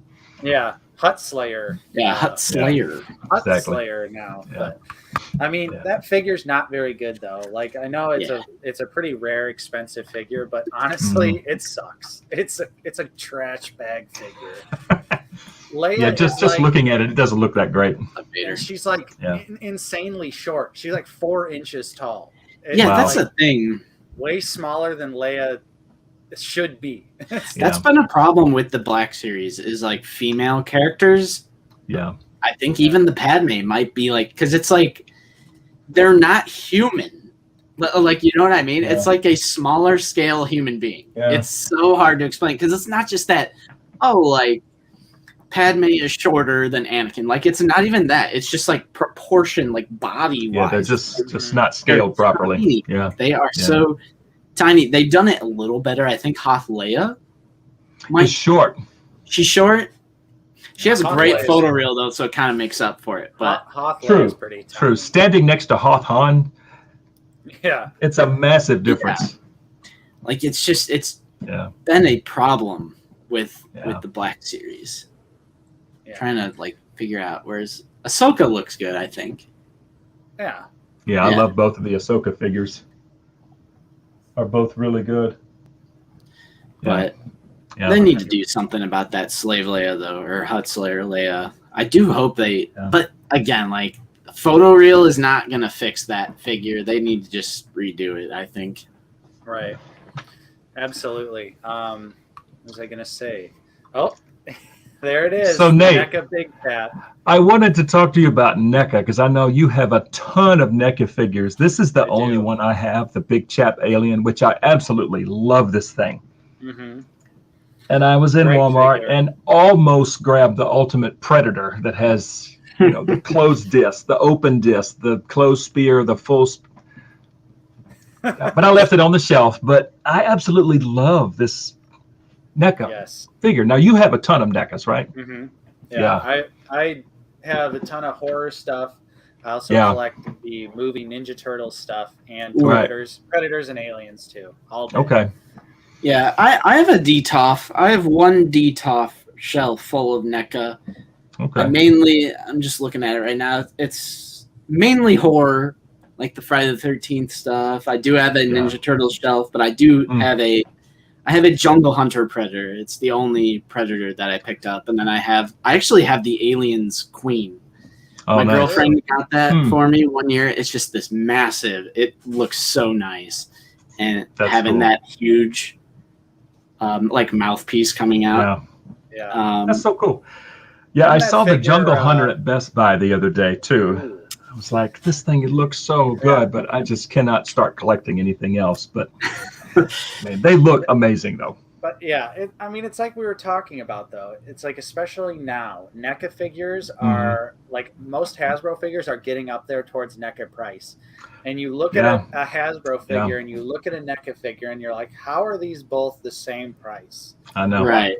I know that it's probably something to do with like the quality of plastic that NECA uses, because everyone likes to talk about how NECA figures break if you just look at them too hard, which I feel like to some degree is true. But to another degree, I feel like people are just maybe a little too rough with their action figures. Yeah. Because even this Alien feels pretty solid. Yeah, and the Aliens are definitely solid.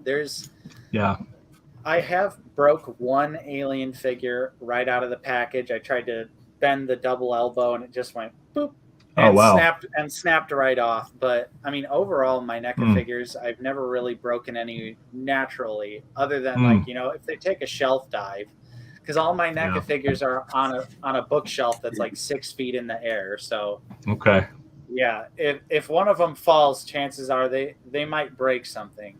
But would it fall on carpet or fall on hardwood?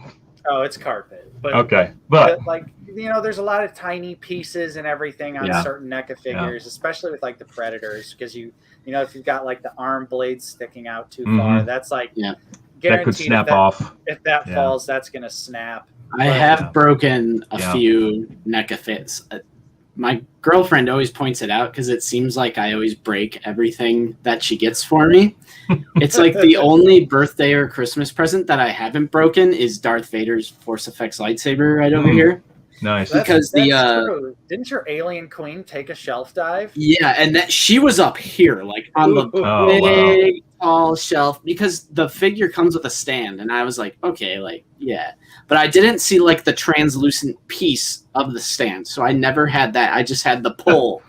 Oh wow! And it took a dive, and it was the teeth that broke off, and I was like, no, like one of the best parts of the figure. I gotta like glue that together one of these days. I have.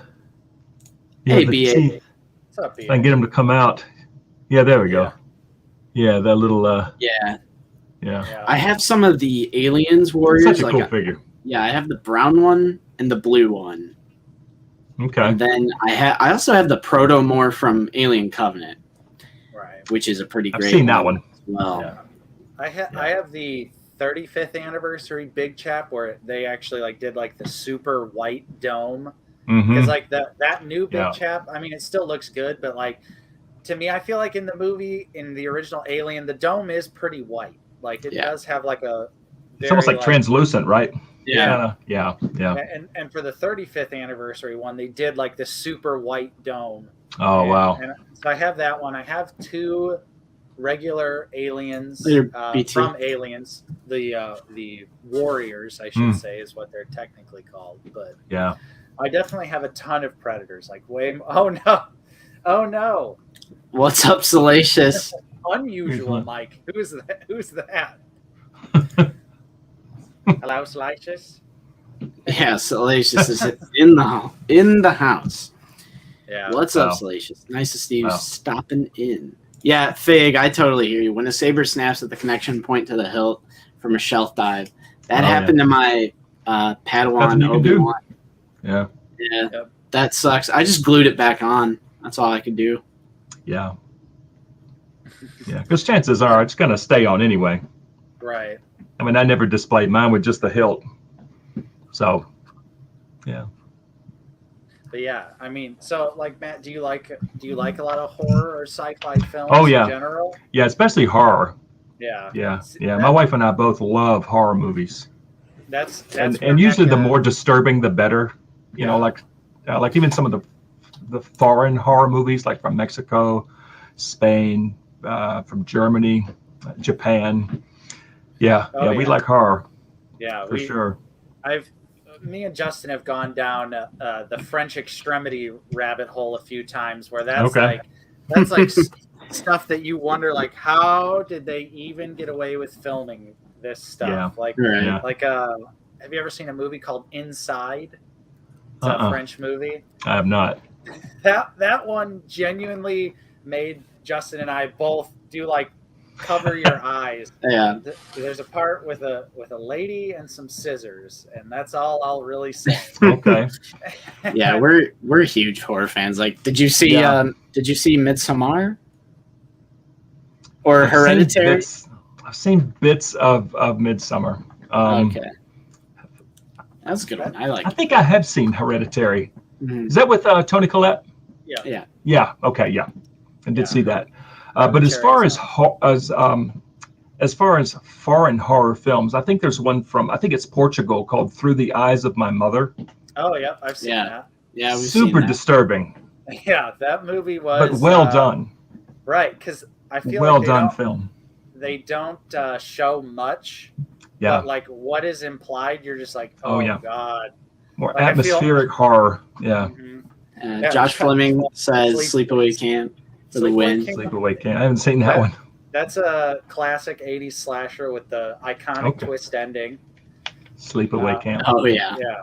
I don't know, unless I saw it years ago and forgot. Usually I can watch like a classic horror and not be like, oh, I'm scared. But I watched Sleepaway Camp like at 1:00 in the morning last summer, like during quarantine by myself, and just the ending, I was like, oh no. Yeah. That one actually got funny. To me. Right. But earlier I was asked, Justin, do you have Fox? I do have Fox. Nice. Random question. Happens to have him right there. I know what you're doing because I went up and grabbed him. You guys are like forcing me to have a little play day here with my figs. Funny. Nice. You guys nice little setup there. Pretty soon you're gonna ask, oh, do you have the Purge Trooper? I'm like, oh yeah, he's right here. And then I'm gonna put him down, add another trooper to my little desk here. So funny. I think Matt, you should go for one of the big three. You should get yourself a Jason or a Freddy or a Michael, whichever one you prefer the most out of those three. I feel like you couldn't go wrong with any of them.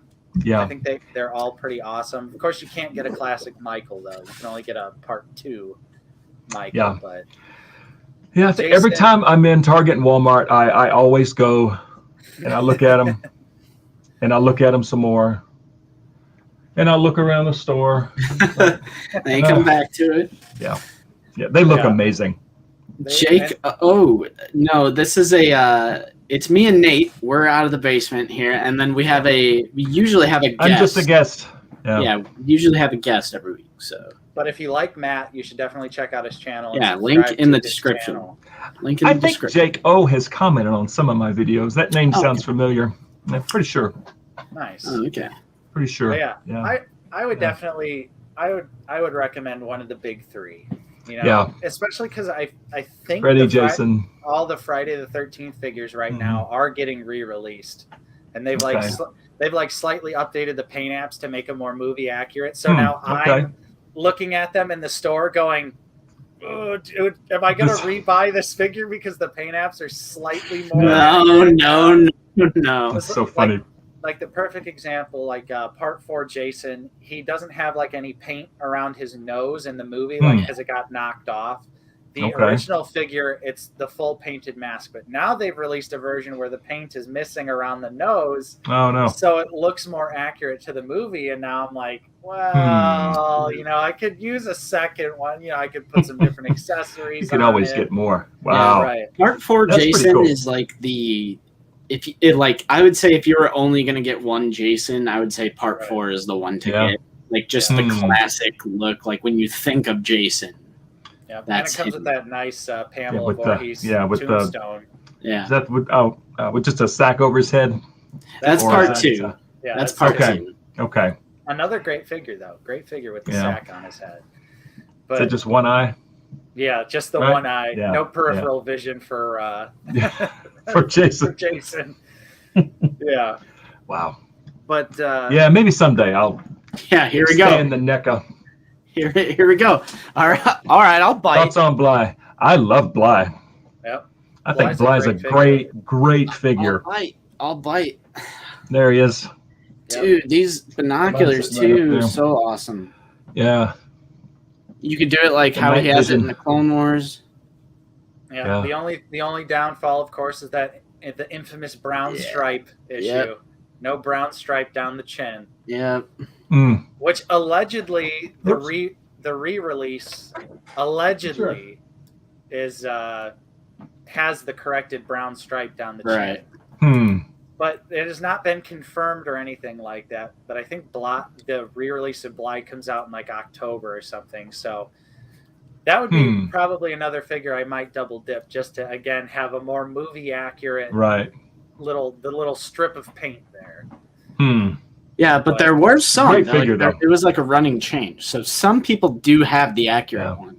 Well, some people also think that might have just been a fake because there's really been like not a whole lot of those. If there really was a true running change, I feel like we would have saw a lot more of the brown chin stripe. Yeah.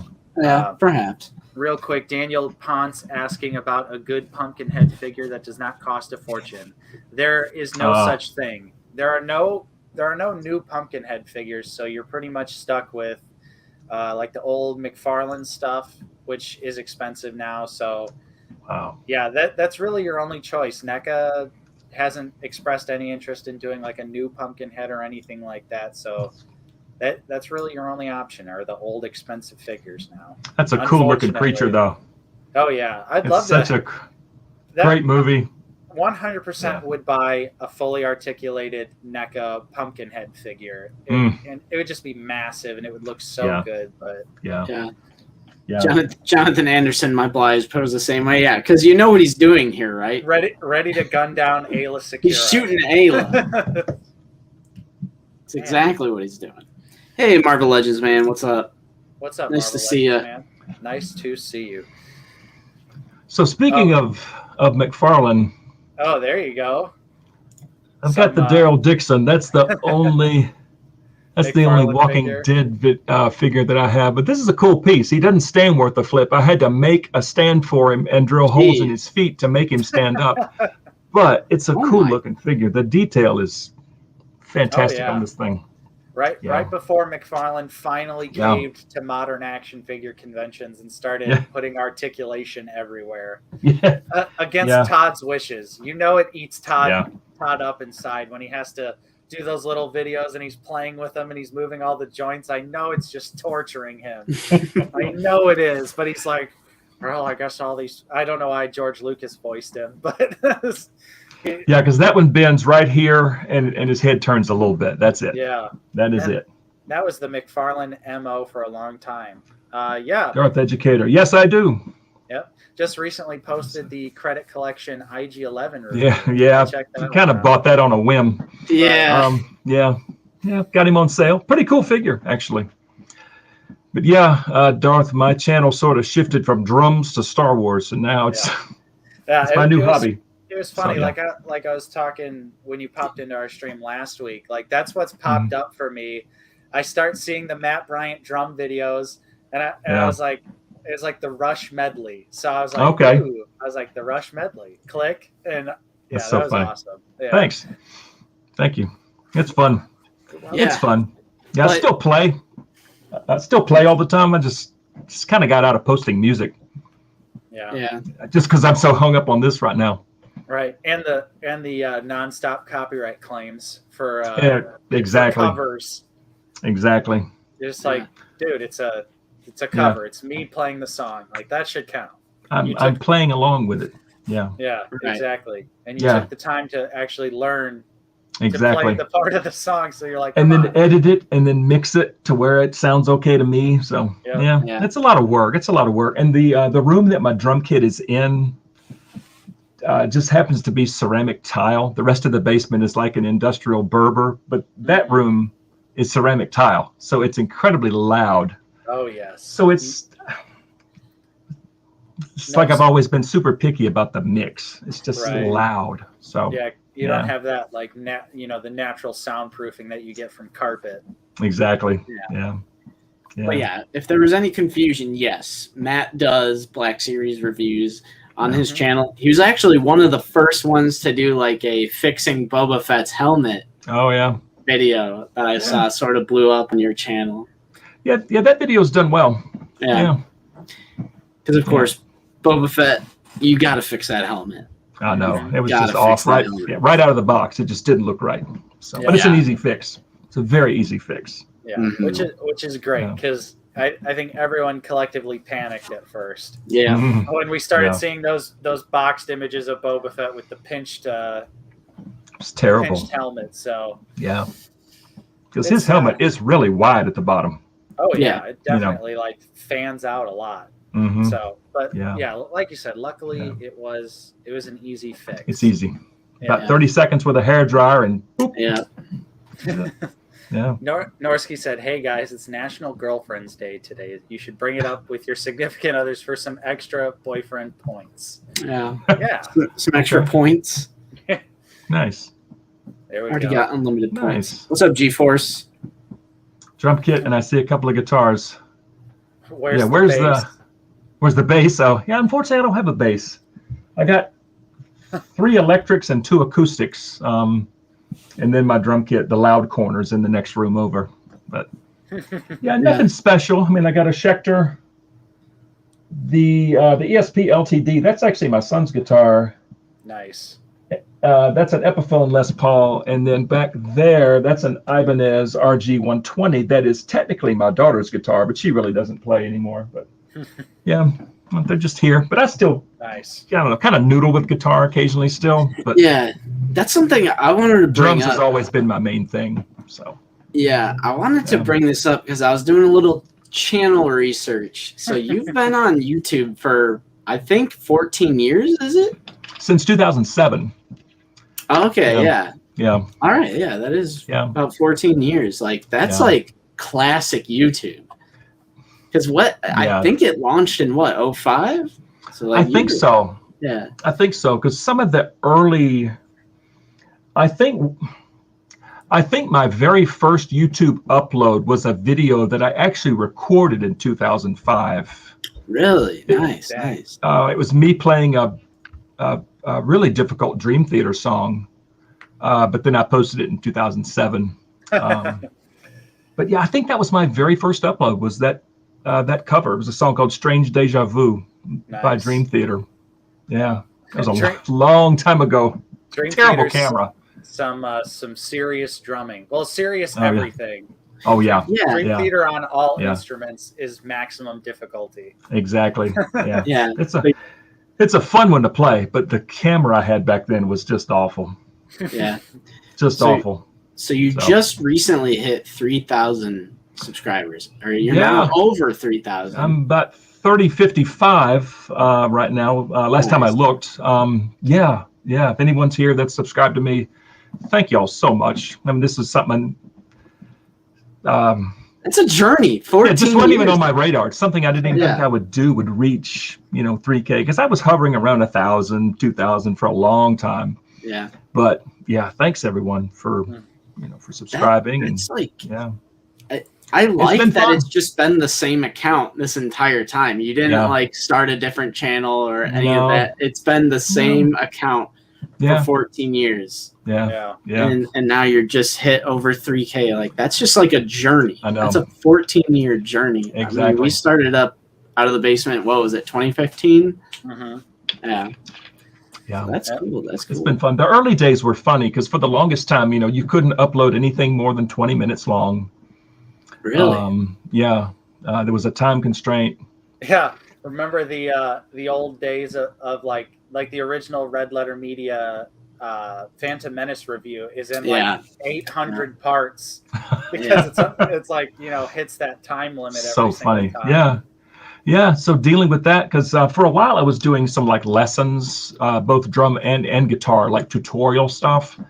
And it's hard to do a tutorial in under 20 minutes. I mean, if you're really, start to finish trying to teach a song. Break down a whole song. Yeah. So that was a little weird for a little bit. But then, that increased. Once you reach a certain number of subscribers, you could make videos more than 20 minutes long. But yeah. It's been fun. It's been a fun little side thing, But now with this, it can actually bring in some money. Yeah, right. Because you can't monetize drum covers, so so that really helps with doing purchasing stuff. These. Yeah. Oh yeah, for sure. So like, do you have any upcoming projects you're working on, or any upcoming videos?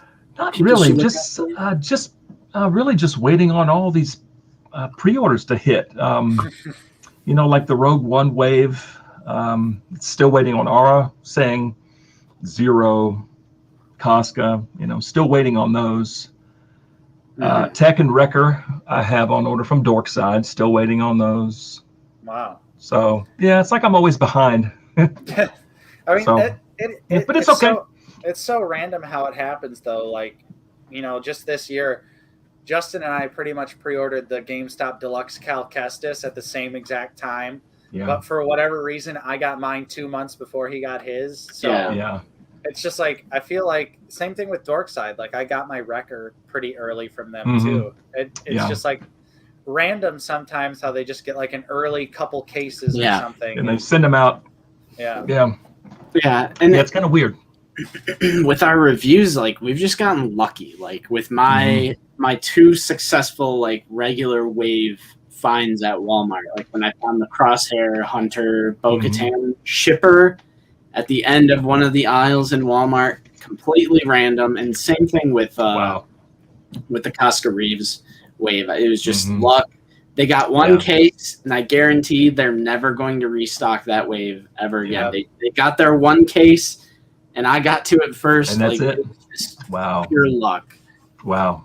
And that's we're awesome. kind of in the same boat, though. Like, as far as that, I feel like that's why Nate did his little tutorial video. It's like, what are we gonna do? Like, we ran out of figures to review. We ran out of new stuff. Yeah, exactly. I think that's why I did that Boba Fett cape video. Just something to to get some content out there. Yeah. Right. I mean, as far as like random stuff, like my son and I, we haven't eaten anything stupid hot lately, so I can't post that. So we haven't done any hot challenges. Yeah. So you do like are you talking like ghost pepper sort of stuff, like crazy, like hot? Yeah, like the Pocky One Chip Challenge, which is that box up there, the red box. Man, I couldn't. That box sitting on that surround speaker, that is the Death Nut Challenge, which is a 5-nut, just a big old Virginia peanut challenge, and there's 5 of them, and they get progressively hotter. The final nut is coated with pure capsaicin, so it is 13 million Scoville. So you think of a really, really hot jalapeno being only about 15,000. That's 13 million. I can't. So that was the first time I thought I was actually going to die there for a second, because it takes your breath away. You can't breathe. Right. It's so hot. Right. Yeah. But we made it through it. Nice. So nice. Yeah, but those are fun to do. Yeah, for sure. It's fun to do. I think I watched one of them. Like, I think your son is into like UFC. I think I watched a video like that. Yeah. Yeah, he does Muay Thai and Brazilian Jiu-Jitsu. Yeah. Oh, okay. He's been at that for several years. I mean, going on probably 8 or 9 years he's been doing Jiu-Jitsu. He's a blue belt in Brazilian Jiu-Jitsu. Nice. So, yeah, he likes that sort of thing. Yeah, then I grew up, with martial arts and stuff. It's been fun. But he's really into it, way more than than I ever was. Mm-hmm. Yeah. He goes to a gym not too far from home, but oh, nice. Yeah. For a while, he would come home with, "I got kicked," or his face will be red because he took a hook to the. Yeah, but it's part of it. Yeah. Dude, Vader X Bricks, could we get a Black Series Zero? The Hut? That's funny. Oh, sigh. You know my love for you still burns bright. I love terrible Southern accent. No one talks like that. I love Zero. That's like what sorry, people that Zero have never been to the South. That's like from the South. Deep, Savannah, Georgia, way down there. They think everyone talks like that. Yeah, so funny. Oh, I can't. Job. You know I wouldn't like kidnap your little Stinky. Stinky, yeah. What a terrible voice. Jeremy, thanks so much, man. You're awesome, dude. Keep Black Series figures. Yeah. Okay. Oh man, thanks, Jeremy. Man. Jeremy, it says, Matt, you're awesome, dude. Question for all: you can only keep 5 Black Series figures in your collection. Which ones and why? Much love from Arizona. My wife's sister lives in Tempe, Arizona. Nice. Before we decide this, I just want to say what's up to PC Gamer Chris. Pretty sure that's one of my coworkers. So nice to see you, buddy. Nice to see you. Nice. What's up? But Jeremy, thanks so much for your support. Thanks for the question. It's a tough one. If can only keep 5, it's got to be Imperial. I think if I could only ever have 5 figures, I was thinking Troopers too. Yeah, I'm going to have some Imperial representation. So I'm going to have Empire Strikes Back Vader. I'm going to have Emperor Palpatine on the throne. I am going to have a classic Stormtrooper. I'd probably just choose the one from The Mandalorian. So that's 3. Yeah. I would probably get... Ooh. Now it's hard. Yeah. That's so tough because I don't know, like Scout Trooper. Deluxe Boba Fett, though. Yeah. Like, I think that would be a certified keeper. Yeah, Vader, Deluxe Boba, the Mandalorian Stormtrooper, Scout Trooper for sure, either the Jedi Fallen Order or the original, either one. Yeah. Trying to, look.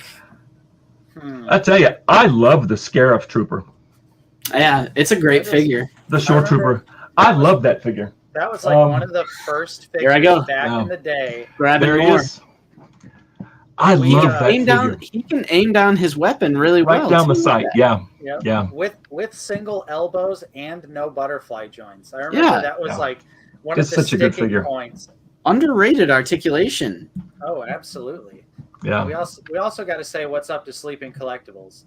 Oh, hey, what's up, Sleeping? What's up? What is going on? Yo. Hey. Yeah, I'd say another figure, probably. Jaco says Bosk is amazing. My favorite. Love Bosk. Yeah. But if I was keeping the bounty hunters, I would want every classic bounty hunter. It would be That's hard 5.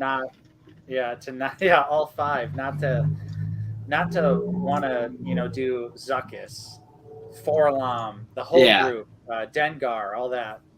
First Order Mountain Trooper is a sleeper hit too. That's a sleeper. Mountain Trooper is actually a pretty cool figure. Which technically, maybe Hoth Trooper. In my display, I put the First Order Mountain Trooper with the Rogue One figures because that figure is actually an unused design from Rogue One. Yeah, the helmet. Right. Okay, here's Jeremy's. Here's Jeremy's. He says Cad Bane, Scout Trooper, Sand Trooper. Oh, who am I kidding? Yeah, Sand Trooper. What am I thinking? I think I was just focused on that side of the shelf because I was thinking Imperial because I have the Sand Troopers more in the New Hope Land Speeder display over here. But so the Hoth Trooper is an amazing figure.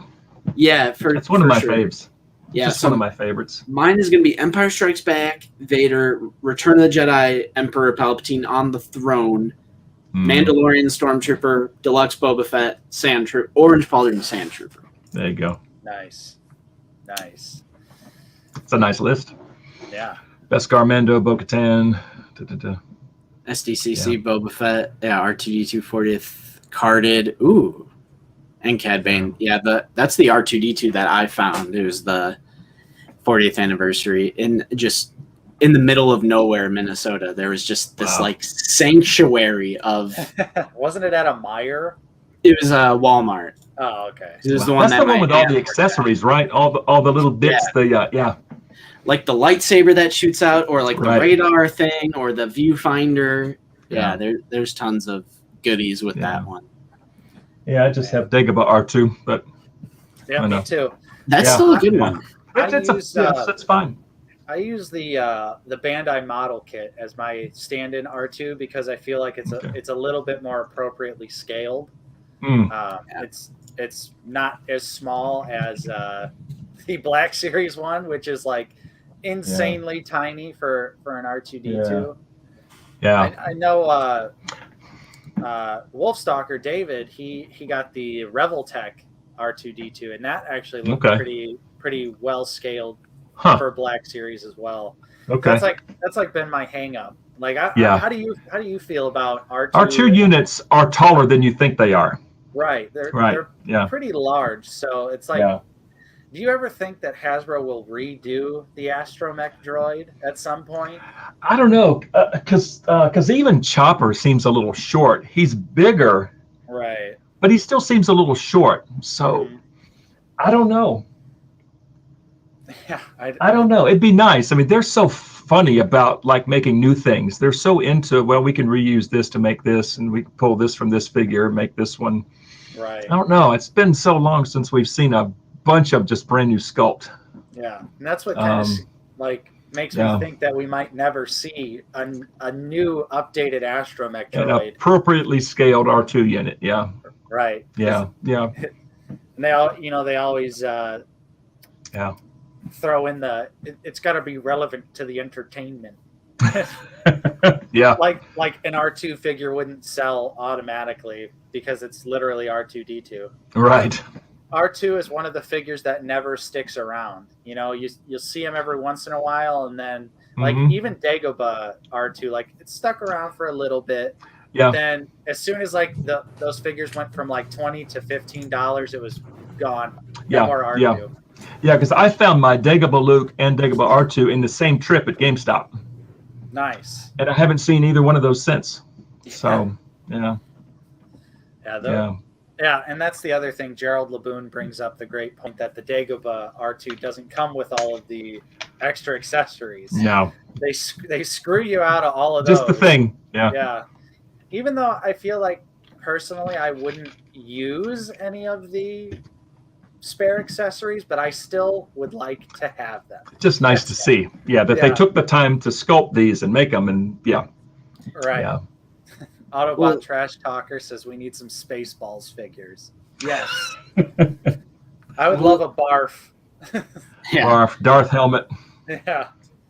Well, Nate, to your point about not using the extra accessories, I would say like the one I really like is just Luke's lightsaber, because you can recreate that scene where R2's about to like shoot it out to him. Mm-hmm. You know, like we're big Return of the Jedi fans, so I think like you could incorporate that scene, especially since we're getting like, well, we will get like so much Return of the Jedi love in 2 more years, a couple years here. Yeah. It's gonna be raining Ewoks. It's gonna be Bib Fortuna, although I think he's coming soon. My prediction. You may. Right now, someone clip my prediction so that I can be right in a few years. Norski? Retro carded Emperor on his throne in a Kenner style packaging, like in a box. For all of us that missed that. Yeah. Oh, that'd be great for people that missed that. It's one of the best things in the entire line. Yeah. Easily That's top what I've 10. heard. And it's still crazy to me because that set actually went on clearance.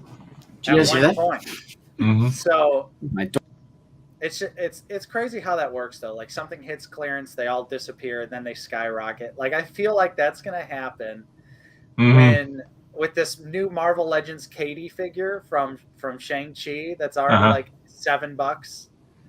I feel like that's funny.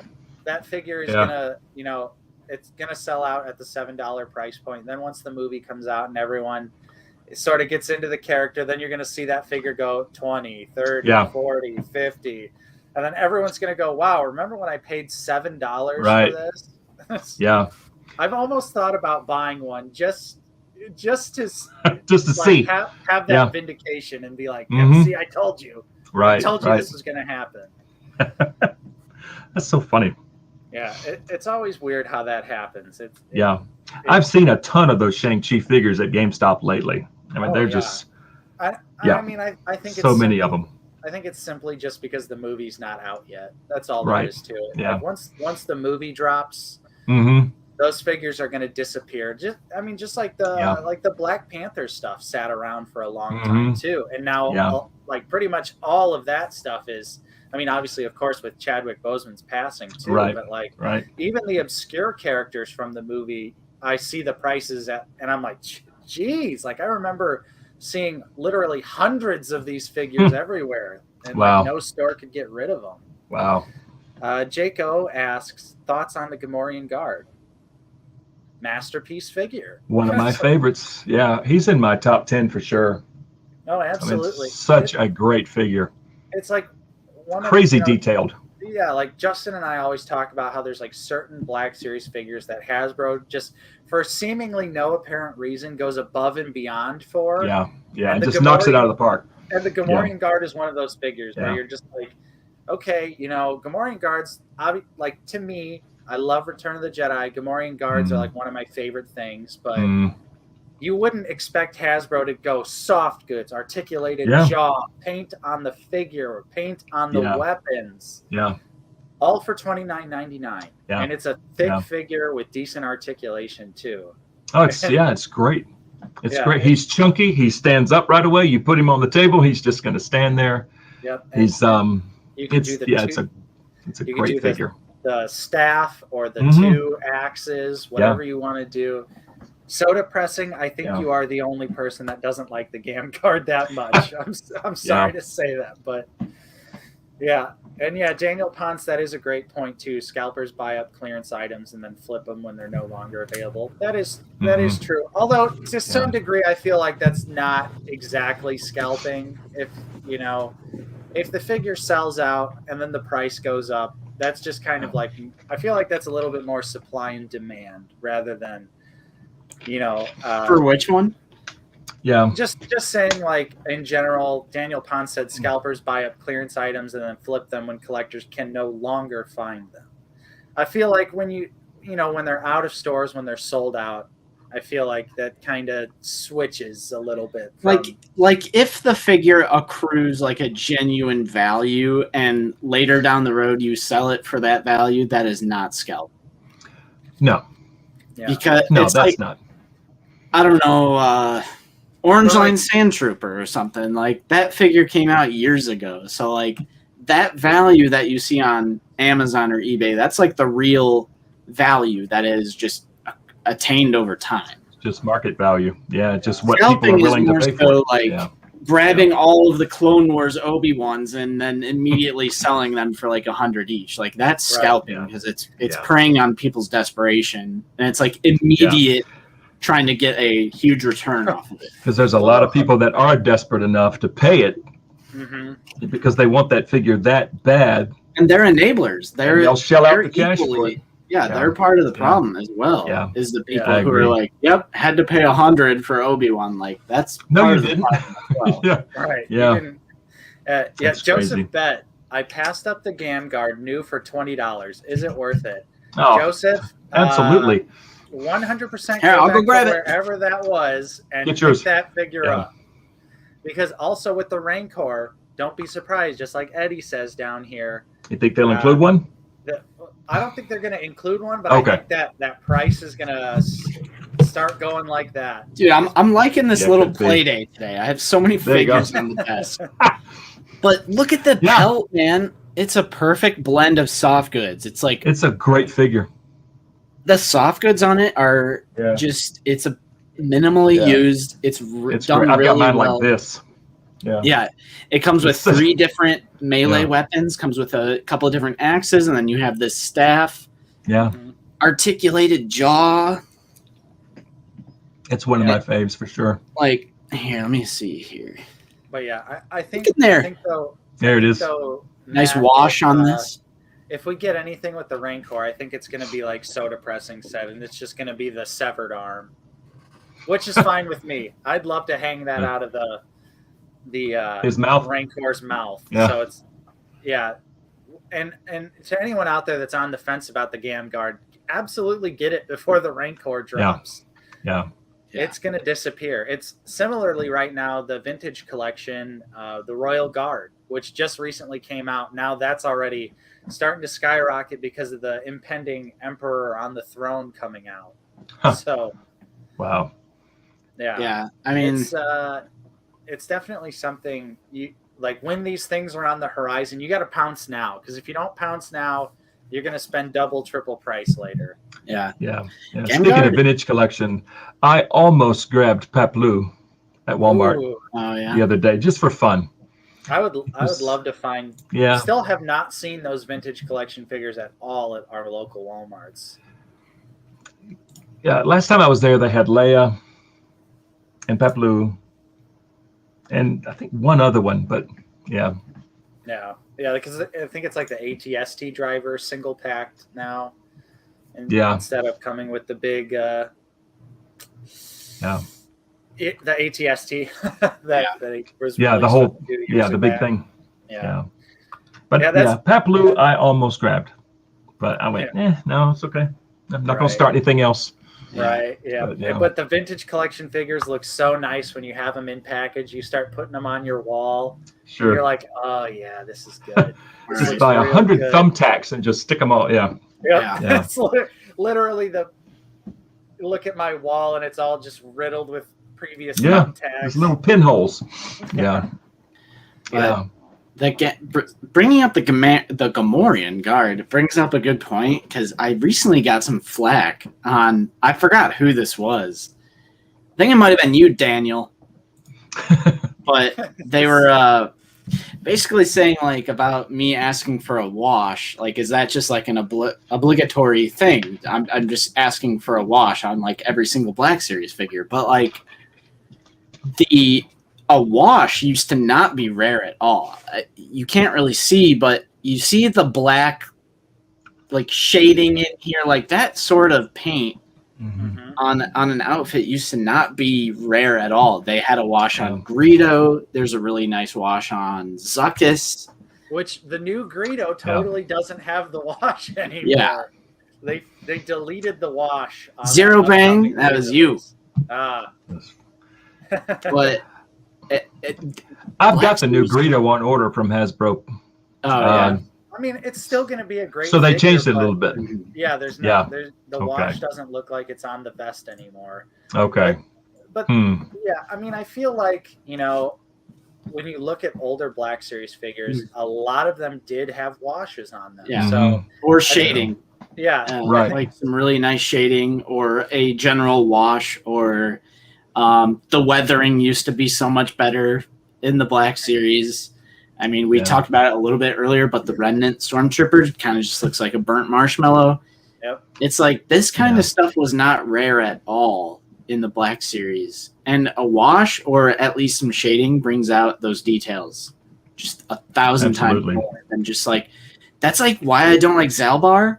It's just a hunk of brown. Like it literally just looks like poop. And I know, Nate, you pre-ordered it because you're a KOTOR fan. And you're a KOTOR fan, and they're not going to make this figure again, obviously. But still, it needed some shading or like a little bit of something. Yeah, like Chewie. Yeah, to bring out the details. Yeah. In that, Chewie does have that little bit of paint variation. But, I mean, me, classic Zalbar Defender. It's what he looked like in the game. He only had one tone fur, but I don't think that's true either. I think he definitely, like from the screenshots I've seen, he definitely like it is mainly just one. But even if he is just one shade of brown, in translating that to a figure, because the Black Series is always about like if this figure was live action. That's why they should throw some shading in there. No. Yeah. Or even like those Halo Jazzwares figures, like Joseph Bet, dry brush worn out effect. Like those Jazzwares Halo figures had some great dry brushing. 100%. The Halo figures are just to make it look weathered and worn. Good. Yeah. What's up, Francois? We're good. They even They even dry brushed the 3 3/4 inch. Oh wow! Yeah. Which this That's was a cool set. This is also another recent pickup of mine. It was Banshee $11 Ghost. at a Walmart, and then I went to another Walmart and it was $8. I was like, damn it! Wow! I could have got it. I could have got it for $3 less. Yeah, Quentin, I'm down for a Malik. Dark Malik. Ooh, Dark Educator got 4 Gam Guards for $14.99 each on clearance. Damn. Nice. I have 2. Nice. Yeah, I have 2, so I'm ready for the Rancor. Yeah, I'm ready for the Rancor, 100%. I'm sure the Rancor is going to be great, but yeah, I think it's going to be just an essential piece. Yeah, right.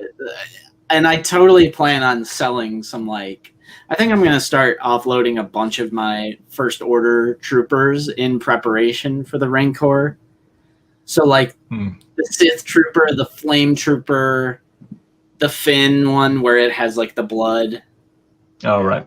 Across the helmet. I think I'm going to start selling off some sequel trilogy. No hate to the sequel trilogy, but I wish I never got the figures. I wish I would have just saved my money on a lot of those, especially pre-photo reel Finn and the Han Solo.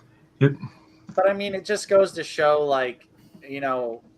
we were desperate for those characters. We were desperate for those figures back then. Yeah. And it just so happens to be the weakest link of the collection. So it's got to go, That's because that's when the red and black box first started, right? And it was flooded with sequel trilogy figures. That's all it was. The first, I'm pretty sure the first non-sequel trilogy figure was Jango Fett, which I think was number 17. Wow. Yeah. Wow. Well, because so many people are complaining about the line today about things that they're not even problems today compared to what the line used to be back in the day. Because people are always crying oh, we need more Clone Wars figures. We need more of this. There used to be no Clone Wars figures. There used to be no prequel figures. There used to be no Mace Windu, no Count Dooku. Those are still relatively they were only released in the past couple of years. Yeah. Right. So we used to be missing a lot. Yeah. So the orange and blue line was a lot of original trilogy, right? Because you guys started collecting back then when those boxes were out, right? We started collecting in 2015. So that was the second year for the blue line. But a lot of the orange and blue line stuff was still available. I actually managed to snag quite a bit of classic orange and blue line figures at Walgreens of all places. They still had prototype Boba Fett. I got Commander Cody. Yeah. I got original blue line from Walgreens. IG-88 Boss. Okay. That's cool. Stormtrooper disguise Luke and Han. I found my Commander Cody back in the day at a used video game store, local store. Yeah, Jango was 15, but still, we had to wait 15 figures to get one non-sequel. Yeah, something that was not Force Awakens. Right. Yep. Wow. Yeah, and it's, the sequel. I think as far as sequel trilogy figures, the troopers I paid retail, but Rey. Poe, I got at Ollie's for $5. I got DJ for free. That's the only reason why he's there. Kylo, I got on sale, so that's kind of the only reason why I have them. But I do love the troopers, like we said earlier. Yeah. But nice. Michael Cherry, what do you guys think about the Mimbin Stormtrooper? Yeah, I just got one a few weeks back. I like Mud Trooper. It's a cool figure. And Mud Trooper Han's great. I also like the. The Mimbin Trooper. I thought you were talking about Mimbin Han. Oh, it cut off. Yeah. Okay. Okay. Yeah, the Walmart one. They're both good. Yeah. They're both solid figures. Hey, Sean Solo 8 is in the chat. What's up, man? Hey, Sean. Says hello, Matt. Big fan. Yeah, I love your stuff, Sean. Yeah, good stuff. Oh yeah, we love Sean Solo's content. Yeah. Yeah. Oh yeah. But yeah, as far as the Walmart one, like, because that one is like, because there was a little bit of confusion on this, like Mud Trooper, Swamp Trooper, Mimbin Trooper, like the Walmart exclusive Mimbin Stormtrooper, where it's like, it almost looks like a classic Stormtrooper, but with the black cape. He's and got like a cape. Yeah. I think it's good weathering. What do you guys think about the battle damage on that? I think I'm trying to find it here. I don't. Yeah, that's one I don't have actually. I just have Mimbin Han. I actually have that trooper, the SH Figure Arts version and the Black Series version, and I think the Black Series version is significant. Grabbing another figure. Yeah, but here, there we go. Like I think it's decent. Like they even did it all along the legs here, and even on the back of the figure. And they did the back. Wow, like, what's the thing hanging down off his back? What is that? Like the string here. I think is. Oh, it's a string. Yeah. Oh, okay. I think that's just a string for the cape. I see. But it's like tucked in under the helmet as well. Okay. And it's a cool looking figure. Yeah. Well, I think the weathering is pretty decent, especially compared to the Remnant Stormtrooper that they did recently. So. Yeah. Yeah. Like I said, they even did the back of the figure and like the back of the helmet and everything. That's nice. I think it's nice. Look at the. Oh, there we go. These are supposed to be the same figure. It's both the Mimbin Trooper. This is the SH Figure Arts version, and this is the Black Series. I think, like, the Black Series one killed it. Yeah. Even though it doesn't want to focus right now, but I mean, it's still like the Figure Arts. Just the helmet's dirty. Yeah, it's kind of like. I don't know. It's weird. It's got like weird gray paint all over the figure. It doesn't really look like mud.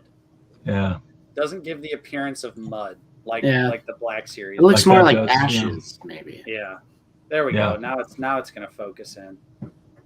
Yeah. When you compare the two, it's like they don't even look like the same trooper. But no. I still got. Yeah, Black Series definitely better. Yeah. Yeah. The SH Figure Arts one, though, is like literally about the same price or maybe even less at this point than the Black Series release. Oh, wow.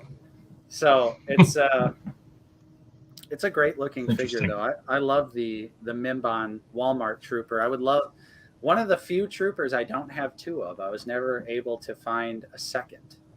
Huh. It was super hard to find back in the day. Oh. Yeah. That I recently found that one at like a used. We have like a lot of like mom and pop toy shops around our area. And yeah, that's cool. Yeah, I did recently see one in like a small store where I was not expecting to see a Mimbin Stormtrooper. Walmart exclusive, like of all places. I didn't pick it up. I think it was like 30 or something. I was just about to ask, being a small store, I was going to ask how much. And like prices are kind of decent too around like with these smaller stores. Yeah. That's cool. Yeah, we've been there a little bit more. Yeah. I've been wanting to do a vlog of just going to like our small little stores around here. Yeah. Yeah. We've got actually a pretty decently sized new toy store just like a couple towns over that we both went to, and they've got like an entire like 100-foot wall that's just Star Wars. Yeah. Oh, wow. Yeah. And it's just like, you just like look at it and you're like, oh, yes, this is so good. Mm-hmm. All sorts That's of cool. Black Series, vintage collection, old 3 3/4 inch stuff, play sets, tons of stuff. Mm-hmm. Like you walk in, you don't want to leave. Yeah. Yeah. Wow. Gerald Laboon asks, what do you guys think of Mayfex Star Wars figures? Do you, I know Justin doesn't have any. Matt, you don't have any. No, I don't have any. Yeah, the only one I have is the First Order Stormtrooper, which appears in every Out of the Basement review. It's an okay figure though. It's not great. It's pretty loose when it occasionally takes a shelf dive, because it also has articulated feet, which are loose. Oh, right. So it'll slowly tip forward. Mm-hmm. Yeah. And it literally will like shatter into 1,000 pieces. Like it won't break. It like nothing will break, but the arms pop out, the legs pop out, the head pops off. the shoulder pads pop off, and I'm just like sitting there putting it back together, and I'm like, God, I don't really like this figure. Mm-hmm. So I probably would never get another Mafex Star Wars figure unless it was super, super cheap. Because the only reason I got the First Order Stormtrooper anyways was like one point in time many years ago on Big Bad Toy Store's website, it was like $25, which I was like, that's an insanely good price for a Mafex figure. So I'll buy it. Because they're expensive. They're not cheap. Yeah, they're especially now they're all $100 plus figures. So yeah, they are expensive. I've looked at some, but I was like, I'm not going to spend that much. Yeah, I can't. Just don't want to do that. And for the most part, I feel like, especially nowadays, the gap between the import stuff and the Black Series stuff is like, marginal at best, or even like the like I just showed with the Mimbin troopers, like Black Series is better. Yeah, Black Series wins that. Yeah, and like Mace Windu, Black Series figure looks better. Count Dooku. Dooku's definitely one. Yeah, Dooku looks so much better. So it's like, one's $20, one's $120, and you're just like, it's a no-brainer. Yeah, you don't get any Force lightning effects for Dooku's hand, but it's like you're also saving $100. Exactly. That you could go buy 5 more Black Series figures for. Yeah.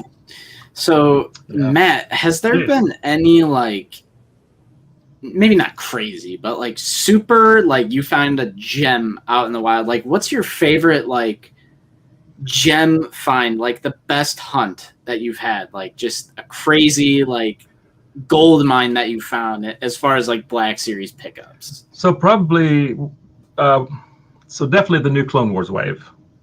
Right. Finding Echo and Obi-Wan and Anakin and Hawk all on the same trip. The fact there was only one Echo left. I mean, it was one of those. I literally jumped on the rack and just snagged all 4, threw them in my basket. Yeah. So that was definitely one of the most satisfying hunts I've had. I mean, your Captain Rex story is pretty cool. Yeah. So for those of you who don't know that story, I got it was Harrison Dula that I ordered from GameStop, was missing the boot holster. So I called Hasbro and said, this is kind of bothering me. I have nowhere to put her pistol because she doesn't hold that little blurred pistol very well. Mm-hmm. So they said, well, we can send you out another figure. And I said, okay, what do you got? And it's almost like she's like looking around. Well, let me see. I've got a clone Captain Rex. I was like, don't go any further. I'll take that one. So she said, okay, wow. I'll send this right I'll send this right out to you. And I got the box and I was getting ready to open it, and I was fully expecting the red and black box. Mm-hmm. Opened up. It's the blue. I don't know if y'all can see. Hascon? It's the blue Hascon exclusive Captain Rex. Now, granted, that one doesn't have photo real like the other one, but it's still a great figure. Yeah. Great figure. That's just such a great story. Yeah, that was kind of funny. The fact that she was like, well, let me see what I got here. I've just got this stupid clone guy. I know. Like they just have him laying around on the table. Yeah, like what was that? Well, then I think maybe it was earlier this year they put like a limited number of those up on Hasbro Pulse for Pulse members, and it's like, so did they just have a stockpile of the Hascon Rex? I don't know. But that was kind of funny. That was a surprise. When that figure released originally back in the day, it was gone in 2 seconds. Yeah, I don't doubt it. And then years I do not doubt later, it. They're just like, oh yeah, you want this figure, Matt? And then like they put more up for just premium Pulse members, and you're like, so did it really sell out, or like what's the deal here? You guys makes you wonder. Just had like a few lying around, like a couple cases or something, but that's amazing though. That is seriously amazing. Like, I was really shocked. I can do without a boot holster in exchange for Rex. I'm totally fine with that. Totally fine with that. Yeah. But finding or getting the Sith Apprentice Maul super early was nice. Nice. Finding the Gomorean Guard out in the wild a couple of months ago was nice because I haven't seen one of those in store in forever. Oh yeah. I mean, since I've started, it was just last year, but I mean, I've never seen one in the store. So seeing that at GameStop down on the bottom shelf, just sitting there. Yeah, you're just sitting there. Yeah. Nice. Yeah, I had a pretty good Gomorean guard pickup at like a used media store, and it was for retail. That was my second one because the first one I found hidden at a Target. Yeah. Okay. Because that's like our thing. I love to foil like hidden figures. Ruin someone's day, and they're gonna go back to that and open it up and go, "Where'd my figure go?" Someone lifted it. Yep. Wow. Sorry. Wow. And you take them out of the backpacks, take them out of the microwaves, take them out of the coolers. It's like the microwaves. I forgot someone said that. Was that last stream? Someone was like, "Yeah, you guys should check the microwaves now." Yeah. Wow, I'm gonna start doing that. Yeah. I'm gonna start checking everything that opens, everything with a door. I'm gonna start opening it. Yeah. And I just imagine like the employees of whatever store you're in walking past you, like feverishly opening every microwave. Like, he must really be passionate about the microwave. What are you doing? Yeah. Well, that was kind of like when we were trying to find that Mandalorian build-up pack, and we were opening up all of the suitcases and all of the backpacks. So funny. Wow. And we didn't find them either. Nope. It's just but it's like one of those things where you're just like, come on, because you know it's an adult doing it, and you're just like, are you? Oh, absolutely. Like, are you serious? Yeah. So. Just not cool. Very unfortunate. That. Wow. Craziness. Yeah. Yeah, as far as that's probably the best find though was the Clone Wars wave. As far as just being completely shocked to find all 4 at one pop. Yeah, I was really, really surprised. Yeah. And they're good figures. Is there any other topics we'd like to discuss today, gentlemen? Well, just like I mentioned when I texted you, I was kind of curious, like when the Black Series first started, because you guys were in super early. Yeah. You know, Toys R Us was still around. Oh yeah. Like as far as just like availability. I mean, were they easy to get at first, or? I would say. Or has it always been kind of a hassle to? It's been a hassle, but it was not as bad as it is now. I would say, I think online pre-ordering used to be worse. Finding stuff in stores was better. Now it's switched. It's now switched. So now pre-ordering online is better, and finding stuff in stores is pretty much non-existent. Because and like when Toys R Us was around and they'd get an exclusive, it was no big deal. Like we walked into Toys R Us every single time we wanted a new exclusive, and it would just. Like, I remember when Gree came out, and there was literally 50 Grees on the shelf. Wow. And you just walk up, grab plenty your for everybody, Gree, and get out. Wow. Is this the part where I grab? Where you grab Gree. Commander Gree. Dude, great figure, too. That's one thing I do truly miss about Toys R Us is when they had an exclusive, you could just walk in and get that exclusive. Well, it wasn't Hover Tank Pilot. Yep, Hover Tank Pilot was super easy to get. Wasn't Zuckuss a Toys R Us exclusive? Yep, Zuckuss was a Toys R Us exclusive at first. Again, super easy to get. Just walk right in. And that happened like right around. Yeah, that happened right around when Toys R Us went out of business in the U.S.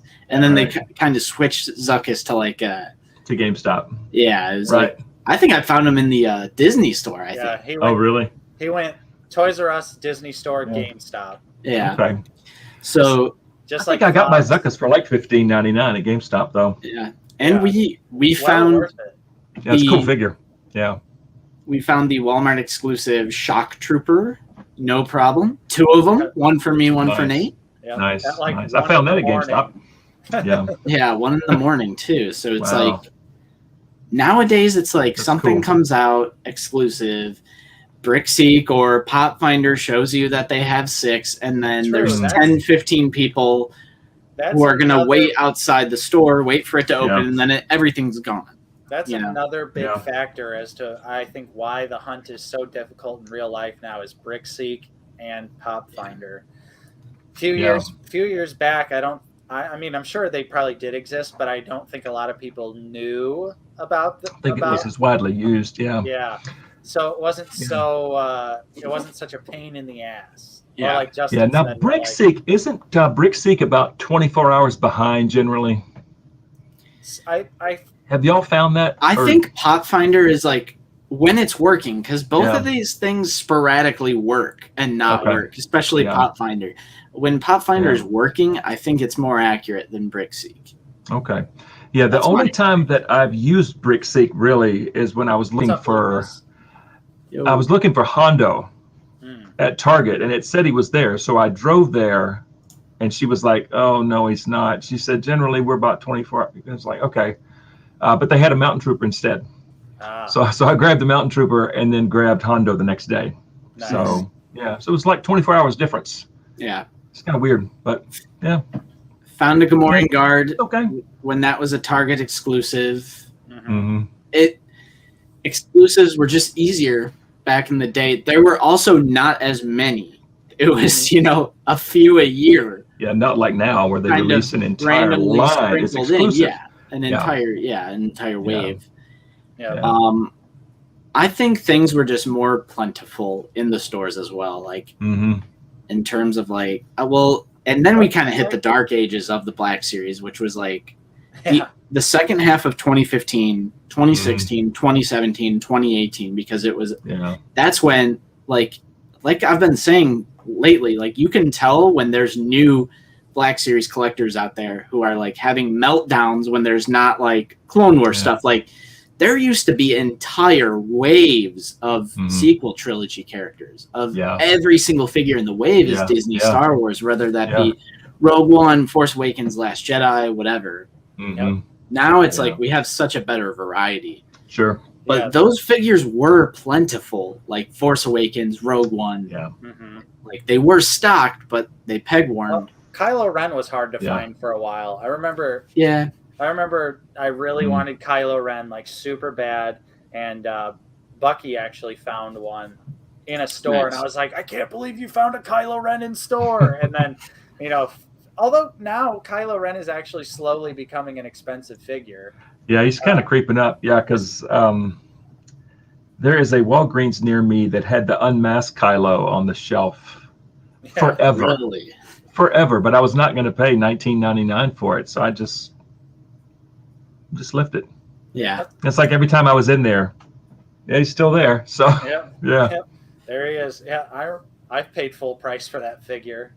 Yeah, I remember. Yeah, I just have the Supreme Leader Kylo Ren. That's all I'm gonna get. Yeah. Yeah. And like, even though those figures ended up peg warming and being like some of the most horrible, is that one of the dogs there? There's the big boy down here now. Yeah. Just chilling. It's probably nice and cool down in the basement. It probably is. Yeah. But he's a big sweet boy. Those figures ended up peg warming. They were from a sequel a sequel trilogy that I ended up not liking. But at the very least, there was like fun events that they used to do, like Force Friday, where they would actually like. It's pretty much guaranteed that the stores would have the figures, Right. I mean, even in our area, like the Midwest, like we're not the best for finding new stuff, but like I remember we did Force Friday for a couple years, standing in the line of Toys R Us. And granted, we had a very negative experience with the first guy in line literally just going like that, taking all the like the Death Troopers and like the desirable stuff. Yeah. But then we like went to Walmart and they would have like cupcakes out, like Star Wars cupcakes, and like it was actually like an event, just a fun event, where you can find figures, and especially that Triple Force Friday, we ended up finding like Cal Kestis, the Mandalorian. We literally found everything. On and it's Triple like Force Friday, carbonized Mando. We got first try, no problem. Walked right into Target. Hey, we'll grab two right off the shelf. But I mean, realistically, though, they only skipped Force Friday last year, so that maybe they'll do one for Book of Boba Fett this year and do like a Book of Boba Fett launch. Yeah. Because they only took last year off, so I'd love to have another Force Friday, because those events are always a lot of fun. And they make for good vlogs as well. Right, and it's Yeah, exciting to yeah. get the brand new figures from the Yeah. brand new Star Wars entertainment coming out. Yeah, but I would definitely say, like, to ultimately answer your question, like, yeah, things seem to be more plentiful back in the day. Yeah, I figured they would be, as opposed Versus- to now, just because online ordering is so much bigger now than it was Yeah. even just 5 years ago. So, yeah. And it's like, it's probably a combination of like stores like Meijer, Walmart, Target. Maybe they got scared of the Black Series because it peg warmed so much with The Force Awakens and especially the Rogue One. I still feel like the Rogue One has been the most egregious example of peg warming. And maybe they were just scared by like that period of time where everything was peg warming. Right. And it's probably a combination of that. And then the pandemic has, you know, international shipping crisis and everything. It's like a whole bunch of different factors that, like, especially 2020 and now well into 2021, stores might get one case and that's it. If they do get a case, they are not restocking that case.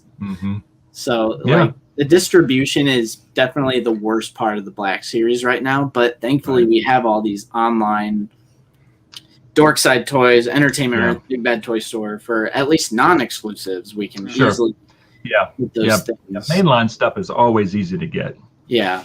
It may take a while, especially Entertainment Earth pushing Wrecker and Tech back to January of next year. Ooh, really? So that's so that's why I went on Dorkside and put in another order for Wrecker and Tech.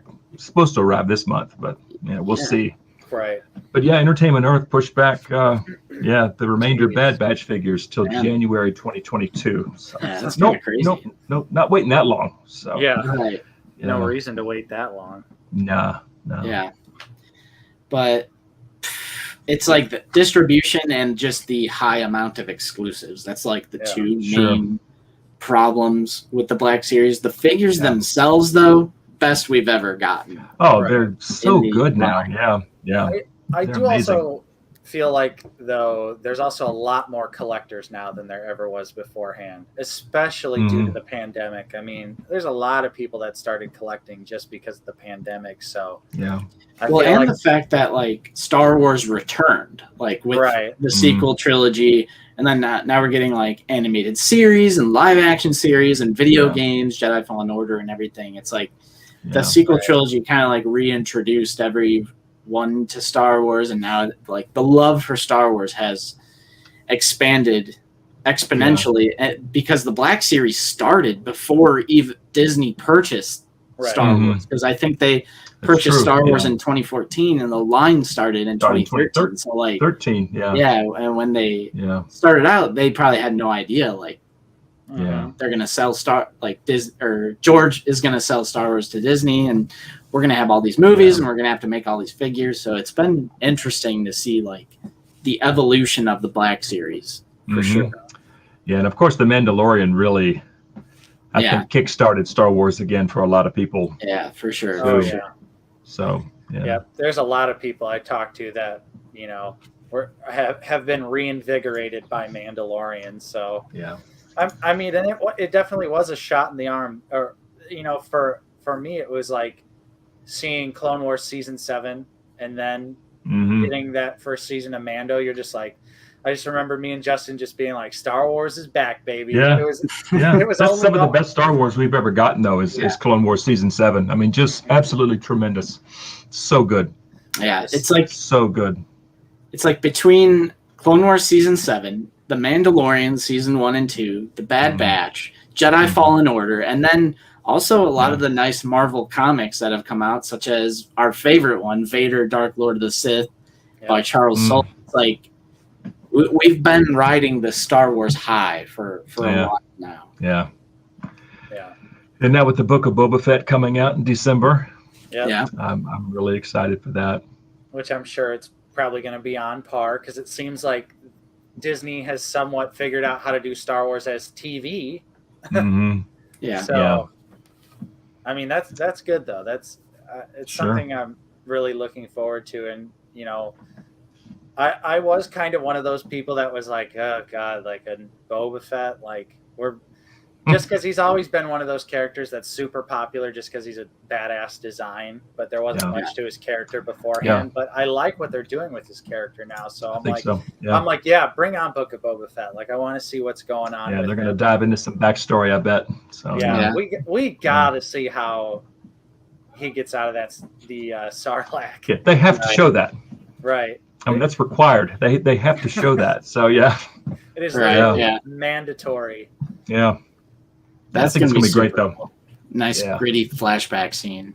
Mm-hmm. Exactly. Hopefully, they delete the beak. They do classic Sarlacc pit with no.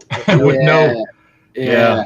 He's going to get, like Bucky said, like he's going to get spit out of the Sarlacc, and he's going to he's going to land on the sand and get knocked out, and then the Jawas are going to come out, and then they're going to take off his, they're going to take off his armor, and then he's going to wake up as Nomad Boba Fett.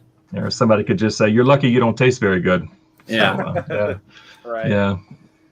I don't know. We'll see. I'd be fine with that. I just want to see it. I just need the visual. I just want to see it. Just flame throwing the inside of the Sarlacc. Yeah. Until he gives up, and then. Right. Flies Who knows? out. Yeah. We will have to see. We will have to see. Yeah. Soon. Though. I'm looking forward to it. I feel like December. Yeah, I feel like I'm gonna blink and it's gonna be December. I know. Well, here it is, August 1st already. Right. Yeah. Yep. July was a figment of my imagination for the most part. It was a blur. Yeah. Yep. Definitely. All right. Cool. Well, is there any last minute things we'd like to mention? Any? Oh no, I just want to say thank you. Just give a big old fat thank you for having me on. I mean, this has been fun. We've gone for 2 hours and 46 minutes. Yeah, this is a longer one than we normally go on. This has been so much fun, and I really appreciate you inviting me on. I really do. Oh, that's no problem. This has been a lot of fun. Happy to have you on, Matt, and thank you for joining us. Oh yeah, thank you. It's been great. Especially kind of last minute too. It was a little last minute this week, but Justin, you shot me an Instagram message. What, Friday? Maybe, I think because I was Friday. like, I don't think I have a guest for this week. Yeah. Should probably find someone. Yeah, because I was on call last weekend for work. I was on call last weekend, so I couldn't have done it last weekend. So I was like, you know what? I have nothing going on Sunday. So, this has been great. Yeah, this is a great little chat. Everyone that's still in here, if you haven't already, sub to Matt. Check out his videos, Black Series reviews, all that good stuff. Definitely a nice, wholesome channel. And if you want to see some old kick-ass videos of Matt tearing up the drums, those are there too. Yeah. For sure. Don't forget about the channel membership as well. Course. Link in the description. Thank you to everyone who's already become a member. If you want to become a member, it's only 99 cents a month. You just get some cool emojis for everyone to enjoy in the chat and on our videos. Yeah, let's get a little bit of spam. We gotta spam it out. Yeah. Thanks, man. And then David C, we got Papa Gord going on at 6 tonight. It's always the packed Sunday. You watch the Out of the Basement It's a packed stream. Sunday. You watch the Out of the Basement stream. Because Salacious Rum is first because he's in the UK, so obviously vastly different time difference. Yeah. So he's doing like his Lego build Sunday live stream right before we go live, and then we go live, and then you always got Papa Gord later in the day. So, I mean, you are correct. And we're getting some nice emoji spam. Thank you so much, guys. Wow. Woo. I wish it showed up on StreamYard, like when I'm instead of just it doesn't. Yeah. It's kind of weird why it does that, but we know what they are. Mm-hmm. Yeah, certainly check out Matt's channel. He has some good content over there. If they're a guest on here, we approve. It's the OOTB seal of approval. And you guys stuck with us for almost 3 hours. Thank you so much. Yeah, this was a long one. Yeah. Yeah, for sure. I appreciate it, guys. Gerald. And we'll be here. Hit like. Hit that like button on your way out. Last minute likes. Boost our algorithm. Yeah. I am getting a new puppy. So, I don't know how crazy this puppy is going to be with, barking and just being because I'm getting it next Saturday. So, if she's going crazy, I don't know where I am, so I'm barking. That's, a thing that new puppies do. I might be sitting it out next week. I just have to see how crazy she's going to be with being introduced to this new environment. And what kind of dog, or what kind of puppy? It's a half Australian Shepherd and half Poodle. Okay. So they call them Aussie Doodles, and apparently they're really good for people with allergies. Oh. And that's me. I'm allergic. Pet dander kills me. So like I kind of had to go for like a very specific breed of dog. Sure. My mom has a Shih Tzu, which is a hypoallergenic dog. Oh. So like I'm perfectly fine with her. Later, Ray. Interesting. Say Ray. Oh, we're close to 100 likes. Wow. Okay. Get us to 100 likes real quick. Oh. Yeah, we're at 95 likes. Let's get it to 100 real quick. Dude, absolutely. Puppy reveal. Yeah, so this is for like the people who stuck with us. Right. We're doing a puppy reveal for sure. I mean, it's the next member of the Out of the Basement family. And David, you can deal with the puppy. I don't know, man. If they're barking a lot, it's not going to be good for our I think audio. Thank you, Jim. People just want to see the puppy. Yeah. Thanks. Maybe I'll Thank you so join much. and show her off real quick. Yeah, we'll see. Nice. 102. There we go. All right. We can officially end the stream. So thank you so much for sticking with us, guys. Thank you, everyone. Thank y'all so much. I really appreciate it. It's been fun. Yeah, it's been a fun one. So yeah, definitely. Yeah, same time, same place next week. Yep. We'll see you then. So take care, everyone. Bye, y'all. See Thanks. ya.